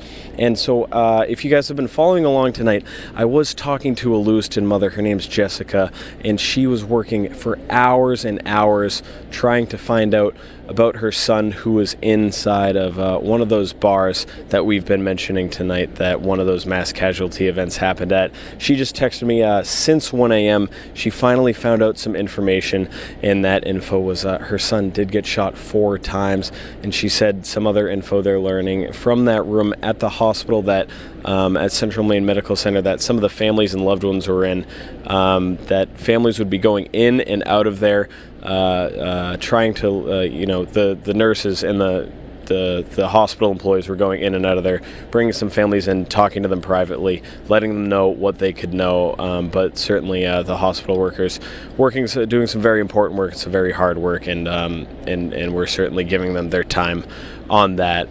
That's another thing that Mayor Levesque said as well. So we'll play some sound bites from him throughout our coverage here, certainly here from Auburn. All right, Johnny. And first of all, let me just say on behalf of all of us, and I'm sure you related to Jessica, heartbreaking to hear that and it sounds like you were saying he's still alive, he's in surgery or being treated. Heartbreaking to hear that you got that news. So I just wanted to say that, Johnny. Johnny, thanks. Live outside of the Auburn Middle School right now. He did mention it too. The Auburn Mayor Jason Levesque was out there speaking earlier tonight about this. Yeah, he spoke about the shootings just about an hour ago. Police have set up that reunification center for people in Auburn who maybe have been separated during all of this chaos. The mayor says this tragedy has touched the entire area. And first of all, thank you. It's been a trying time in our community, and granted, where this happened in Lewiston, we are one community, and had a lot of friends and family that were around this, and I just met a couple of them that I didn't know were involved. We're at the reunification site right now. Glad to see a lot of people coming, picking up their loved ones that were witnesses and actually at this event, and talking with them. And my heart and prayers, and I think all of ours in this whole area and the whole state, frankly, are going out to them right now so they can get a speedy recovery. What were you hearing from the people in there? That's really what I wasn't hearing. I mean, at this point, this is a significant amount of shock going on with people that were actually witnesses. Obviously, when I was bringing people in that were looking for their loved ones, there's fear, there's panic. Of course, there's worry, understandable. But the people that were actually there tonight was what I didn't hear. It's shock. It's shock. It's hard for me to explain. And and I want them to be able to go home and hold their families and go to sleep and wake up. And certainly everybody is hugging their loved ones a little bit tighter tonight. Yeah, and our thoughts just go out to everyone in that community right now, especially those people who are still waiting for answers about their loved ones. And again, some of the folks who are being reunified tonight were witnesses. They may have seen it, and they obviously, as part of the investigation, they were interviewed by law enforcement, because law enforcement has to do everything they can right now to figure out what happened, who did it, how it happened, and to make sure that when they get to the resolution, that person can be prosecuted for what they did.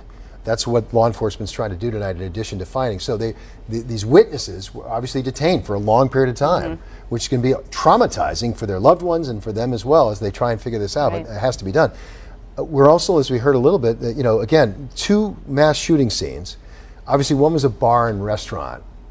Those are adults. We're also hearing that there was a bowling alley involved, and we've heard some reports that there may have been children at that bowling alley. And I think we heard an allusion to it from Johnny there a moment ago, that some of the witnesses were children, likely at that bowling alley, from what we know of the incidents. I can't even imagine, a parent who's for heaven forbid, first lost a child. We don't know that, by the way. We don't know if any among the dead is a child. We don't know that. But we do know that from what we're hearing that they were at least present during some of this and were in harm's way. And, that's just how horrific the events of tonight unfolding still here in our state of Maine, how horrific this is. And certainly why they're also, I know the mayor spoke to it, but why they're putting a huge emphasis on everyone's mental health, and they're bringing in counselors to that reunification center, and just trying to do everything they can to support people in the community right now. And this is just beginning. Just beginning. Right? I mean, there's a long way to go. This is just the start. Yeah, we heard from Mayor Levesque from Auburn a moment ago. We also got a statement from from Lewiston, Mayor Shalene. He says, quote, "I am heartbroken for our city and our people. Lewiston is known for our strength and our grit, and we'll need both of those in the days to come." We've also been hearing from many of our congressional leaders tonight. And there's a statement from Mayor Shalene. Here's this one here, Congresswoman Shelley Pingree reacting to this horrific news out of Lewiston, saying, quote, "I'm closely monitoring the reports of mass shootings in Lewiston. The unfolding violence is shocking, and I'm holding the affected communities in my prayers." Congressman Jared Golden also issuing a statement on the situation. He says, "Like all Mainers, I'm horrified by the events in Lewiston tonight. This is my hometown.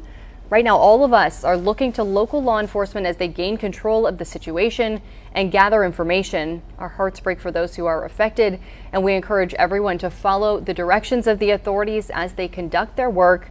And, hours later, that is still the focal point here, and that's still what local leaders are saying. Law enforcement, obviously hundreds of officers in that area doing what they need to do to try to track down the person responsible for this, and still asking folks to shelter in place, to stay in a safe place, to stay in their homes, not only so the law enforcement can do their work, but also for safety, Absolutely. And, that is the local impact. As we sort of look more broadly to share that with you, I think we've already shared it. Let's repeat it again. We heard that President Biden himself was briefed on the situation and had a personal phone call. And on that phone call was Governor Janet Mills, Maine Senators Angus King and Susan Collins, as well as Congressman Jared Golden. At least those four were on that phone call with the president, and that the president offered his support and federal resources. And to that point, we do know already that ATF in Boston, for example, has assets already in Maine. They mobilized quickly, and so among the search and among all the forensics and all the expertise that needs to be brought to bear on something this large, all federal resources have been offered and are being delivered, from our understanding. We mentioned, obviously, the helicopter from the New Hampshire State Police. We had heard from Governor Sununu of New Hampshire earlier tonight that anything Maine needs when it comes to supporting our law enforcement, public safety, medical personnel, that they were ready to provide that help as well. And they're not just ready to, they are providing that help. It is all hands on deck. It is. And I think Mayor Levesque used that exact term.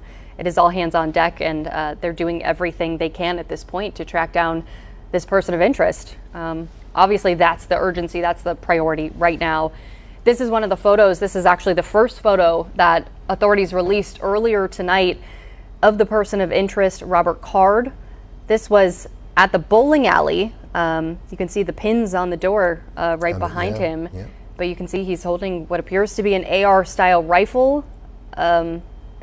It's hard to look at, to be honest. It is. And according to the Associated Press, we're learning more about Robert Card. Who this individual is, 40 years old, firearms instructor. Now, this is according to the Associated Press, and they're reporting that Robert Card was a firearms instructor trained by the military, recently was committed to a mental health institution. That's according to a state police bulletin obtained by the AP. The bulletin says Card had been trained as a firearms instructor by an Army Reserve training facility here in Maine. The document goes on to say that Card had been committed to a mental health facility for 2 weeks this summer, the summer of 2023. It did not provide specific information about what his treatment might have been, his current condition, or what his condition was then. Now, this report, again, the AP citing this state police readout, also said that Card reported hearing voices and had threatened to carry out a shooting at a military training base in Saco. Again, so to be clear, none of tonight's episodes involved Saco, but that's some of the information they were working on when it comes to this individual, Robert Card. A lot more will come out. Hopefully it comes out because we're learning about the court process that may continue once he's captured. But that's the point. This is incredibly stressful, an incredibly stressful night for people who are on the ground, and especially right now, we want to point this out again, the people in Lisbon, they're being urged right now to shelter in place. Joining us now on the phone is Lori Suzanne Dell. She is in Lisbon. Lori, what can you tell us? Well, I'm at my son's house on Frost Hill Avenue, and I'm watching the helicopter has been circling overhead now for, probably about an hour and a half, close to 2 hours. There was a heavy police presence at the end of Frost Hill Avenue at the intersection of 196 at the boat landing, where the suspect's car, it appears, was spotted by Lisbon police. And ever since, the helicopter has been focused on an overhead search behind the Frost Hill Avenue that has extended out as far as in-town Lisbon and over the Lisbon High School. Right now, I'm watching it as just behind my son's house. It is still in the air and still actively searching. Obviously, this is an incredibly scary situation for the community. How are you feeling right now? Well, I'm very happy that that everybody here seems to be safe at the moment. My son is at home with his family, with my grandchildren, and everything here is, we have everything well lit, and we made sure that our vehicles are locked and that the keys are in the house, so that none of our vehicles could be used for getaway. And we're just trying to heed the warning of the police to shelter in place and just wait this out until we hear a positive word from law enforcement.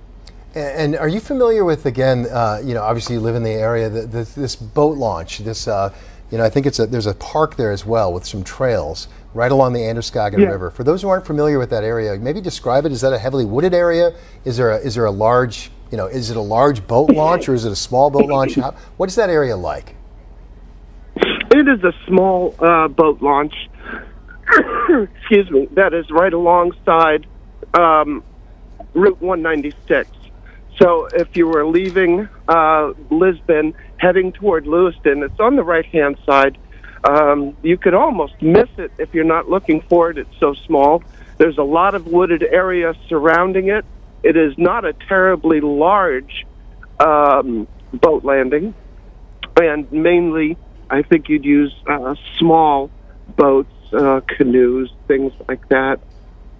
So you're, I'm sorry, cough for a moment if you need some water. It's obviously, take a moment here. But again, for perspective here, this boat launch and this area, you just said that if you didn't know it was there, you might just fly right past it. The implication there would be that perhaps this is an area that this person of interest is familiar with, knew to stop there. And again, I understand there's some trails through there, right? Is that right, as well? And it's heavily wooded. Is it a place where if you knew the area, you could try to go there and get lost? Yes, and I'm sorry about the coughing. I'm just getting over flu. I'm sorry. So it is a heavily wooded area, and there are trails that go off through from that boat launch through the woods behind it, and it stretches up and behind Frost Hill Avenue and goes by right behind my son's house. And this is where the helicopter, right now the helicopter's coming back towards us, and this time they have their spotlight is on, shining down in the backyards of the residences. So they seem to still be quite heavily active in searching this area right here. Are there many? It looks like maybe there's some homes nearby. Are there boats readily available? I know you said maybe smaller ones like canoes, but is that something someone could get a hold of and use the boat launch? No, I don't believe that there were any boats there at the time. It's pretty much a place where you'd put your boat in, you'd use it, and then you'd take your boat out when you're done. It's getting a little hard to hear at the moment. The helicopter's right overhead. Oh, and we certainly appreciate it, and I hope you're getting better here fast, recovering from the flu. My understanding as well is that road is closed right now. A lot of its stretch of 196 is closed by law enforcement right now, right where you are. All I'll say, and thank you so much for your time, Lori Suzanne Dell joining us on the phone from Lisbon. Be safe. You and your family, obviously it sounds like you're right in the area that they're concentrating on. And just to show it, as we take a look once again on the FlightAware website, this is the area that this New Hampshire State Police helicopter has been searching. And as Lori Suzanne there told us, it's been about an hour and a half. She's been hearing it overhead from her recollection. And you can see those tight circles it's flying. Just how many times it's gone over kind of the same area. So, there's clearly a very big focus. If we can zoom in, the producer Ted, who's kind of got this up for us right now, zoom in and go up a little bit, like that big, bright, tight circle the upper left. Stay just right of that. Yeah, go up right. Okay, stop right. Now, that area is where they're obviously searching. That's a wooded area. Now pull it down, if you would, Ted, down and zoom in right along the river just to the lower right of where you are. Zoom in right at where that little river is joining the Androscoggin. Now up a little higher. Yep, right there. Zoom in there. This is what Lori Suzanne was talking about. Right in there is where that little parking lot is and where this car was apparently found. It's not on the main part of the Androscoggin River. It's at that little river just north of there that's a tributary to the Androscoggin. That's where the boat launch is. And there's a lot of trails in that area. And so that's where the vehicle was found. It's interesting that the helicopter isn't circling right over that. It's circling over wooded areas and other areas just around it. Again, I don't want to overstate this. We don't know this is where the guy is, but it's clearly where law enforcement is concentrating resources right now. Yeah, let's go ahead and check in with Mal Meyer, who is in Lisbon right now, where again, there is a very active search for the person of interest. Mal, what are you seeing there? Yeah, we just saw a lot of movement, Marissa. There were about a dozen vehicles that were just behind me all around the mobile station here in Lisbon Falls, but they suddenly took off literally just a minute ago towards Main Street. They were headed in that direction altogether. It was the most movement that we have seen in quite some time. We've been seeing law enforcement coming and going around this area tonight where we believe that the search has been, but this was the most movement. They took off all in one direction, all at one time, literally just a few minutes ago. Now, we were talking to somebody around the area who was seeing that helicopter. We were also seeing that helicopter flying overhead. It looked like that they had a spotlight towards the river, towards the Androscoggin River, towards Durham, which is just across the water, the town over. But again, we're still seeing more law enforcement go that way. It's unclear where they might be headed to. Right now, we are in the heart of Lisbon Falls, right by the mobile station. They were headed in the opposite direction towards Main Street. This is, of course, also in the opposite direction of where we were earlier tonight, where there were law enforcement officials searching a very heavily wooded area around here. It was that same area where a law enforcement agent just right around midnight came up to us and told us that we had to leave because we were in the, quote, danger zone at that time. So we did move back towards the town offices, which is down that way. But again, just a few minutes ago, we saw about a dozen law enforcement vehicles all suddenly take off at once towards Main Street here in Lisbon Falls. So we're going to go try to figure out what may be happening. If there is an update in the search, we'll be sure to get back to you with more information as soon as we get that. Mal, thanks so much for the live update. Well, let's go out live once again as we continue our team coverage. CBS 13 and Fox 23's Anna Kuhn is live outside of that Lewiston bar. Schmeggins, I believe, if I'm pronouncing it correctly, is where this focal point has been. Anna, we know that's one of the scenes of the mass shootings. What's the scene like? Again, this was at this point, 6.5 hours ago, roughly, that we believe this happened. What's it like right now? What's the law enforcement presence like there right now? Greg, it has definitely quieted down here. You can see behind me that white sign. That's where Schmegby's bar is. And you can see some police cruisers near us. We're at the blockade on this road and on Lincoln Street, where it's closed off for about a mile. So there is a police presence on each side of that blockade, and then there are some cruisers closer to the bar, but we haven't seen much movement here in the last 20 or so minutes. Definitely a lot quieter than when we first got to Lewiston this evening. We drove through this general area of Lewiston, headed up to City Hall, and we couldn't drive more than a block without pulling over for a police cruiser to drive by, an ambulance to drive by, all with flashing lights and sirens on, obviously responding to a massive response coming from all across the state to this area. So it has definitely quieted down a lot here since that time hours ago, but we expect that the police presence will be here for quite a while longer. We've heard nothing from law enforcement officials that are at this blockade, no signs of them leaving anytime soon. So we'll be here if we hear any updates. Greg, Marissa. Anna, thanks so much for us tonight live in Lewiston. And just to recap a little bit, the commissioner, public safety commissioner Michael Soschuk, briefed us earlier, give us a little more information about what happened. All of this starting about 6:56 with, he says, shooting incidents and multiple casualties. Again, we don't know where this all started. We know there was a bowling alley. We know there was the bar where Anna is. We don't know where it happened first. We don't know the person of interest path exactly, and obviously that's part of the investigation. We know police talked to witnesses for a time tonight, and then some of them went to the reunification center, obviously caught up with loved ones who were concerned because they weren't hearing from witnesses who were tied up. Right, and that's what part of the trauma that these families are going through. Even if your loved one has survived this, if they're a witness to it, they needed to be detained for a while to be interviewed, and then before they finally could be brought to this reunification center they've set up at Auburn Middle School. Let's listen again. You brought up Public Safety Commissioner Michael Soschuk, who was formerly the Portland Police Chief, now is the state leader for the Department of Public Safety, which includes state police. Here's what he was talking about earlier tonight when he gave a briefing about what we know about this case. This is a general caution to the public that approximately 6:56 this evening, a couple of shooting incidents occurred here with multiple casualties in the city of Lewiston. And police are currently searching for a Robert R. Card, 4/4 of 1983 of Bowdoin. Card is considered armed and dangerous. He is a person of interest, however, and that's what we'll label him at moving forward until that changes. If people see him, they should not approach Card or make contact with him in any way. The shelter-in-place order that currently stands in Lewiston remains.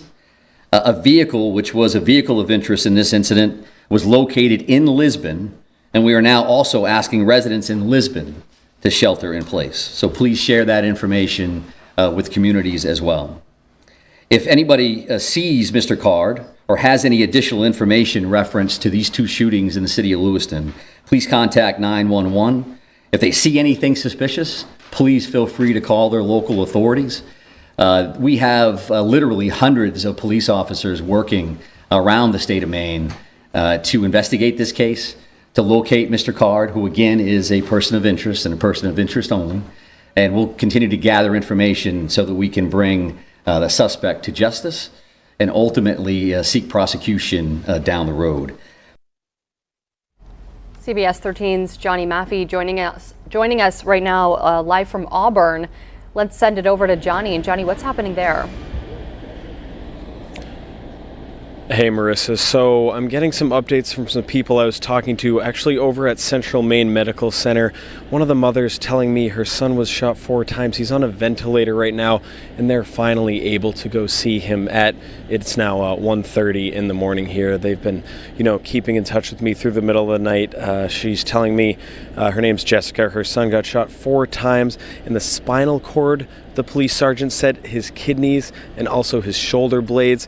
And another father tells me of a separate family that he was looking for his son as well, and he tells me this at the 1:30 hour as well, that the sergeant said his son got shot as well, and he was looking for him. They said they thought they had him, but then they found out that they might not have him in there, so still looking for answers right there too. Now earlier tonight, like you guys were mentioning, we caught up with Auburn Mayor Jason Levesque here, who said, what's going on? How do we do this? I've never had to talk about something like this before, and we really haven't seen this, like David's been mentioning, in Maine. You don't expect it to happen in a place like this, but this is a reunification center here at the Auburn Middle School, and so they're both witnesses as well as people related to and loved ones of the victims behind us in the middle school. And Mayor Levesque said they're going to be here until as long as they need to be here.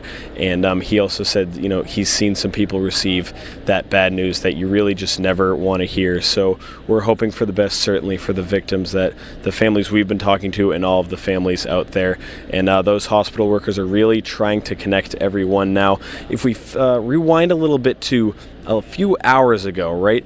We were on the way, the crew, the photographer I'm with, we were driving up 95, and in the New Gloucester area, we kept pulling over. Everybody, all these blue lights were flashing right by us. They're all going in the same direction, but it was crazy. Once you got to Lewiston, we got to Central Maine Medical Center. We were driving through Lewiston, and cops were going in different directions with their lights on. They were on their toes. There was heavy security over at Central Maine Med, and we kept talking about the helicopters all night, right? Some of them went over to Portland, and of course the Boston FBI is on the scene, is alert to everything as well. And so just this crazy situation certainly had everyone on their toes across New England, really.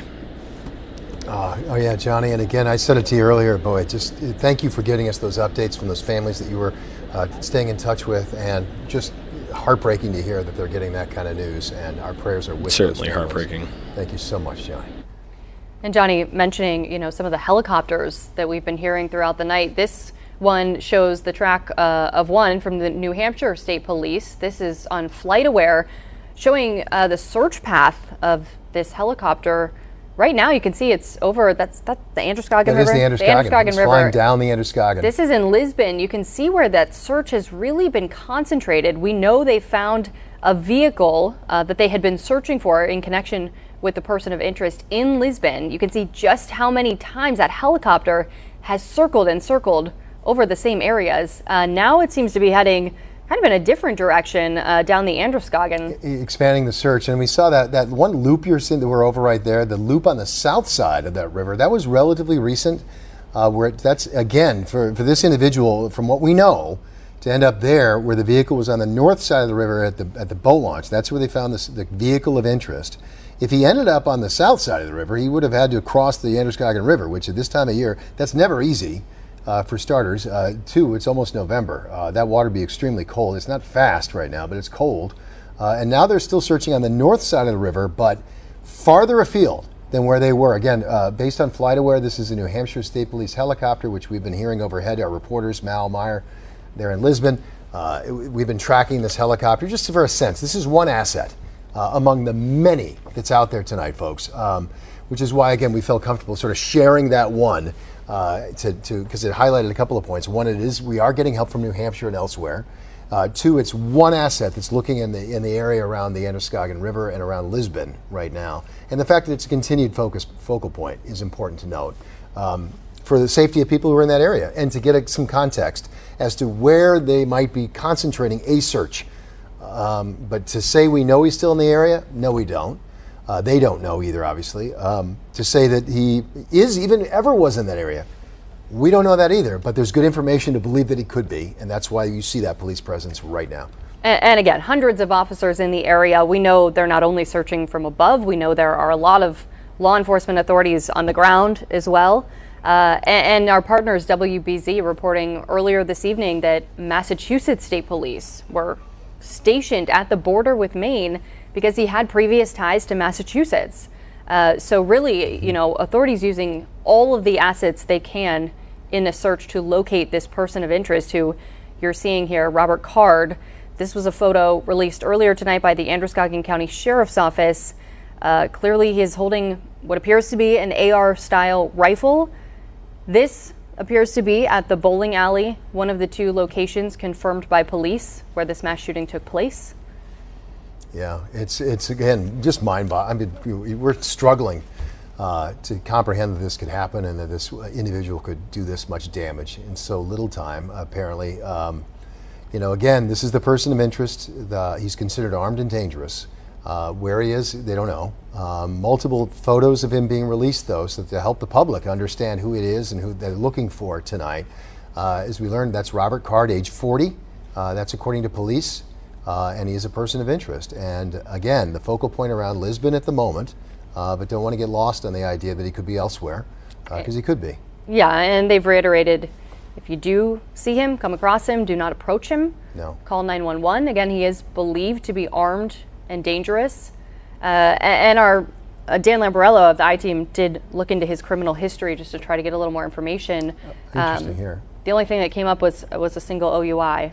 And you see the helicopter now heading up the Androscoggin River. I don't want to speculate. It's possible. He's been in the air for a couple hours now. It may be that he needs to refuel, and he's heading to a place where he can refuel. And then while he's doing that, he's flying a path at least along the river to give it a look. Again, that's me speculating, just to be very clear right here, folks. But I do want to point something out when it comes to the search. It's not like this is a missing person, right? Where you mount a large search, where you think you know where a missing person, a hiker who's lost in the woods, where you are going to have grid patterns, where you can walk and you can call out the person's name, that you're looking for them to help them. This is not a person who wants to be found. In fact, this is a person who, according to police and everything we know, has no regard for human life. It's bad enough to think about, 22 people losing their lives, others being injured, but the fact that they don't have the person responsible in custody. It is unnerving, obviously, at this point, to a certain degree. That's not because of effort, obviously, clearly not. And back to a point that we just made. Again, we're comfortable for context saying that, citing CNN, who's citing law enforcement sources, saying that it's 22 believed to be dead. We're comfortable putting that in some context. We're not trying to say that that's the known number. And to that point, Public Safety Commissioner Michael Soschek was asked about that earlier, if he was willing to, hey, give us a number, because obviously, people want to know. There's a ton of numbers on the internet right now about what that number could be. Here's what he said about that specific issue. This is a general caution to the public that approximately 6:56 this evening, a couple of shooting incidents occurred here with multiple casualties in the city of Lewiston. And police are currently searching for a Robert R. Card, 4/4 of 1983 of Bowden. Card is considered armed and dangerous. He is a person of interest, however, and that's what we'll label him at moving forward until that changes. If people see him, they should not approach Card or make contact with him in any way. The shelter-in-place order that currently stands in Lewiston remains. A vehicle, which was a vehicle of interest in this incident, was located in Lisbon, and we are now also asking residents in Lisbon to shelter in place. So please share that information with communities as well. If anybody sees Mr. Card or has any additional information. All right, that was Commissioner Soschek talking just in general about the terms. Let's bring that moment, though, when he was asked that question about how many people are dead. Let's put a number on that and what his answer to that was tonight. I know that there's been a lot of numbers out there. This is a very fluid situation. So the last thing I want to come up is give you a number and then 3 hours from now change that in one direction or another. So I don't have firm numbers on that. And when I do, we'll be happy to share those with you, because it's an important piece of healing and it's an important piece of information for all of us to be aware of. But I don't have a firm number on that. But at least 16, right? I think I just answered that question to say that I'm not going to give you any specific numbers. And there's been a lot of numbers all over the map all evening. And I don't think that that's helpful because it doesn't help family members. It certainly doesn't help the community to see, well, they just said this and they said that. So if you want accurate information, I'm prepared to give that to you when I have it. I don't have that right now. So there was his answer to that. Yeah, as you heard in it. context, which was important to hear, I think. Yeah, they'll give us information when they get it. Obviously, their priority is not on necessarily distributing that information right now, but on trying to find the person responsible for carrying out this horrific attack tonight. Yeah, a lot of information they've been gathering throughout the evening, talking to witnesses, as we mentioned, obviously, who are now finally being reunited with their loved ones. And, you know, thank goodness, that's actually a good outcome. And it's awful to even think of it that way. Somebody who witnessed a mass shooting, who survived it, who gets a chance to be, you know, go home to their family after dealing with that horrific incident and then being debriefed, obviously, by police as they try and do everything they can to figure out this incident, who this person is and where he might be. You know, for those folks to finally get home to their loved ones, that's a good outcome. And it's still horrific, which is, we can't underline that enough, how much suffering, tragedy, and heartbreak we are having in our communities tonight. As we've been talking about this, it's two things. The search, that's preeminent. The loss of life, that is also preeminent. And that's what I hope we've been trying to emphasize throughout this ordeal. And just some of the uncertainty right now for people, hearing from Johnny, just kind of the unimaginable experience of these families, trying to get answers about their loved ones. In one case, I think he said, maybe it was a case of mistaken identity, but they thought they located a loved one, but it didn't turn out to be the case. So you just can't imagine what people are going through, just not knowing, not having all the answers right now. And among the uncertainty, again, you have all these different community-based organizations and institutions, Bates College being one of them in Lewiston. They put out a statement tonight. They're telling us that the following, that they are, their classes are canceled for, I should say now, they say tomorrow, but actually for today at this point.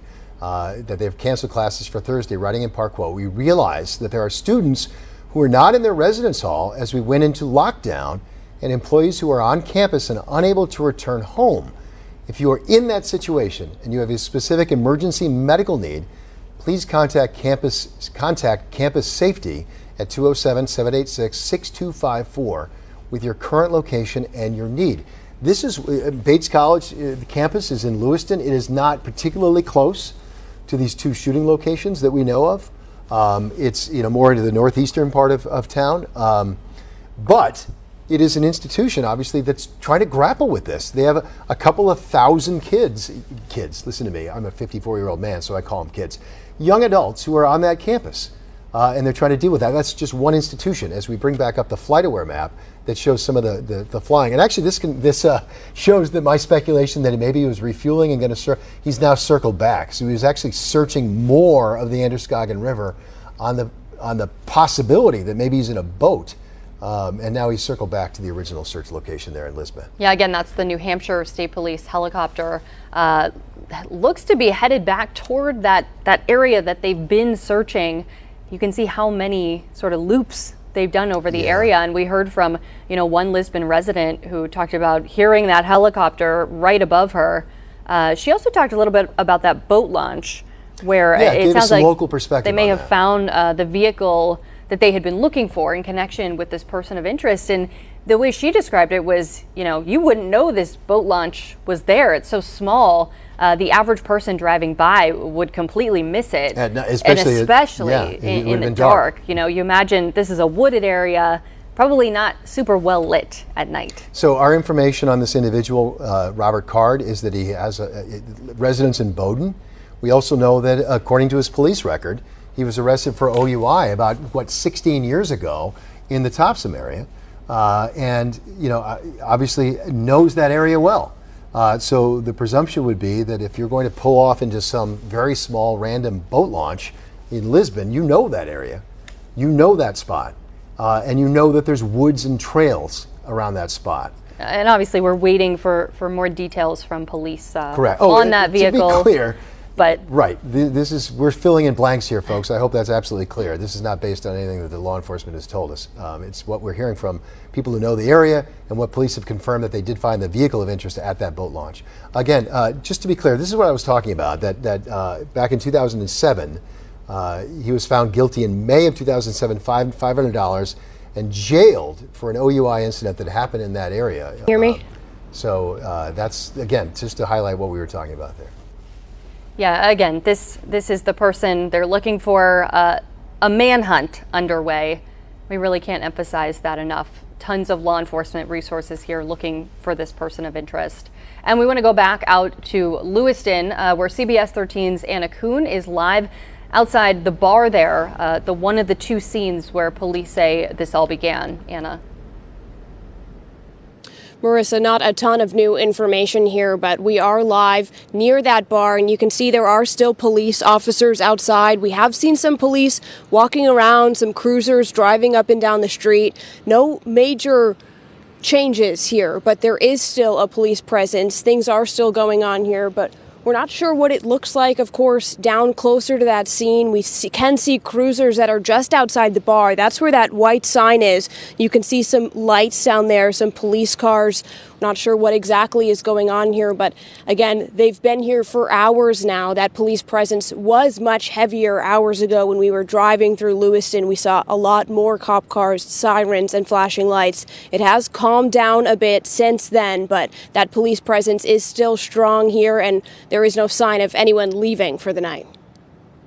All right, Anna Kuhn with a live update there from one of the two mass shooting locations that we know of here tonight. Anna, thank you very much. That's along Lincoln Street outside that bar and grill.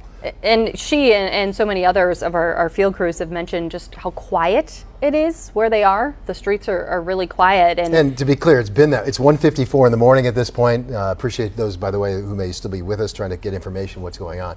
But it's been that way all evening. It's not like it's just now. It's been quiet, strangely quiet in terms of the general populace for hours. Right, which we take in part to mean that people are heeding the warnings from law enforcement and following that shelter-in-place order, staying home so that they stay safe, so that law enforcement can also get out there and do the work that they need to do. It's the most important thing right now, obviously, folks. CBS 13's Johnny Maffei also joining us live in Auburn right now. Hey, Johnny, let's send it back to you again. You've been talking with family members. You're outside of the reunification center there at the Auburn Middle School. What's going on now? Hey, Gerg and Marissa. So I just I've been having some trouble hearing you guys all night, and this thing just died, of course. So what we're learning, we're here in Auburn outside the middle school, and we've been talking to Auburn Mayor Jason Levesque. We've also been talking to a lot of families. So this is what they're calling a reunification center. There's both witnesses in here and people who know the victims, trying to reunify and connect everyone back together that was happening. We heard some really sad stories. We just talked to a father whose son, one of his 7 children, he thought was in the hospital. He found out he's not there right now. So he's certainly looking for updates throughout the night. We're in the middle of the night here, of course, right now. And we were talking a lot earlier also about just some of the family members outside Central Maine Medical Center, not too far down the road here, here from Auburn, over in Lewiston. And at one point, there were a lot of life flights going back and forth. We keep tracking the helicopters, talking about the helicopters, right? But at one point, the life flights, it may have been law enforcement helicopters because they were circling around, and security was forcing people closer to the building at one point because they saw the maneuvers they were doing up in the sky, and it seemed like it wasn't those life flights that were landing and heading, whether it be to Maine Med or to other hospitals too. I also got a text from someone in Brunswick that they heard a lot of activity around the Thompson Brunswick area of helicopters in the air, and that's something I just got with someone that's been following this situation and lives out over there by the mid-coast. Now, another thing we're learning too is from a local police chief in Maine is that, he said with his training, some things those helicopters might be doing is using some infrared technology. Again, this is not confirmed with the situation with the officers involved, but something they definitely can use. He also said that the suspect, the person of interest, could be very heavily armed, as you guys keep talking about some more and more details about that. And you guys have been filling us in certainly throughout the night regarding that. Now, another thing, as for the reunification center, Auburn Mayor Jason Levesque said it will be open as long as they need it, and it will be a few weeks. Again, I can't hear you guys right now, but we'll send it back over to you and check back in whenever we need to. All right, Johnny Maffei live for us in Auburn tonight. Thank you, Johnny. And again, hopefully we get Johnny again. It looks like he may have to find a charger for one of his AirPods if we're going to go back to him again live. It just speaks to, I actually had the battery on my earpiece die a short time ago. I had access to another battery, thank goodness, but it just goes to speak to how long, obviously, the situation has been evolving, and our commitment, obviously, to stay with it and to bring you what we know. Still developing in a scary, serious situation. Absolutely. Auburn's mayor, Johnny alluded to this, spoke about the shootings about an hour ago. He was actually speaking to our Johnny Maffey. Yeah, police have set up that reunification center for people in Auburn that Johnny mentioned, trying to reunite people who were separated during the chaos. The mayor says this tragedy has really touched the entire area. And first of all, thank you. It's been a trying time in our community, and granted, with this happened in Lewiston, we are one community, and had a lot of friends and family that were around this, and I just met a couple of them that I didn't know were involved. We're at the reunification site right now. Glad to see a lot of people coming, picking up their loved ones that were witnesses and actually at this event, and talking with them. And my heart and prayers, and I think all of ours in this whole area and the whole state, frankly, are going out to them right now so they can get a speedy recovery. What were you hearing from the people in there? That's really what I wasn't hearing. I mean, at this point, this is a significant amount of shock going on with people that were actually witnesses. Obviously, when I was bringing people in that were looking for their loved ones, there's fear, there's panic. Of course, there's worry, understandable. But the people that were actually there tonight was what I didn't hear. It's shock. It's shock. It's hard for me to explain. And and I want them to be able to go home and hold their families and go to sleep and wake up. Yeah, I think shock sums it up pretty well. Everybody, it's hard to put into words, this tragedy. What's still unfolding. Again, it's still very active. The search is still continuing. As we look at FlightAware, because this has been a helpful resource to keep track of where this New Hampshire State Police helicopter has been flying. This is based on a website, FlightAware, that keeps track of basically data that's linked to individual aircraft, where they might be, and that's we're tracking it using that resource. And it's been circling and circling and circling along Lisbon Falls. Actually, as we look at this, Lisbon is upper part of your screen where the top of the Androscoggin River bows. That top of that green circle at the top, that's Lisbon. And the other concentrated area down to the right there, just down, that's Lisbon Falls area.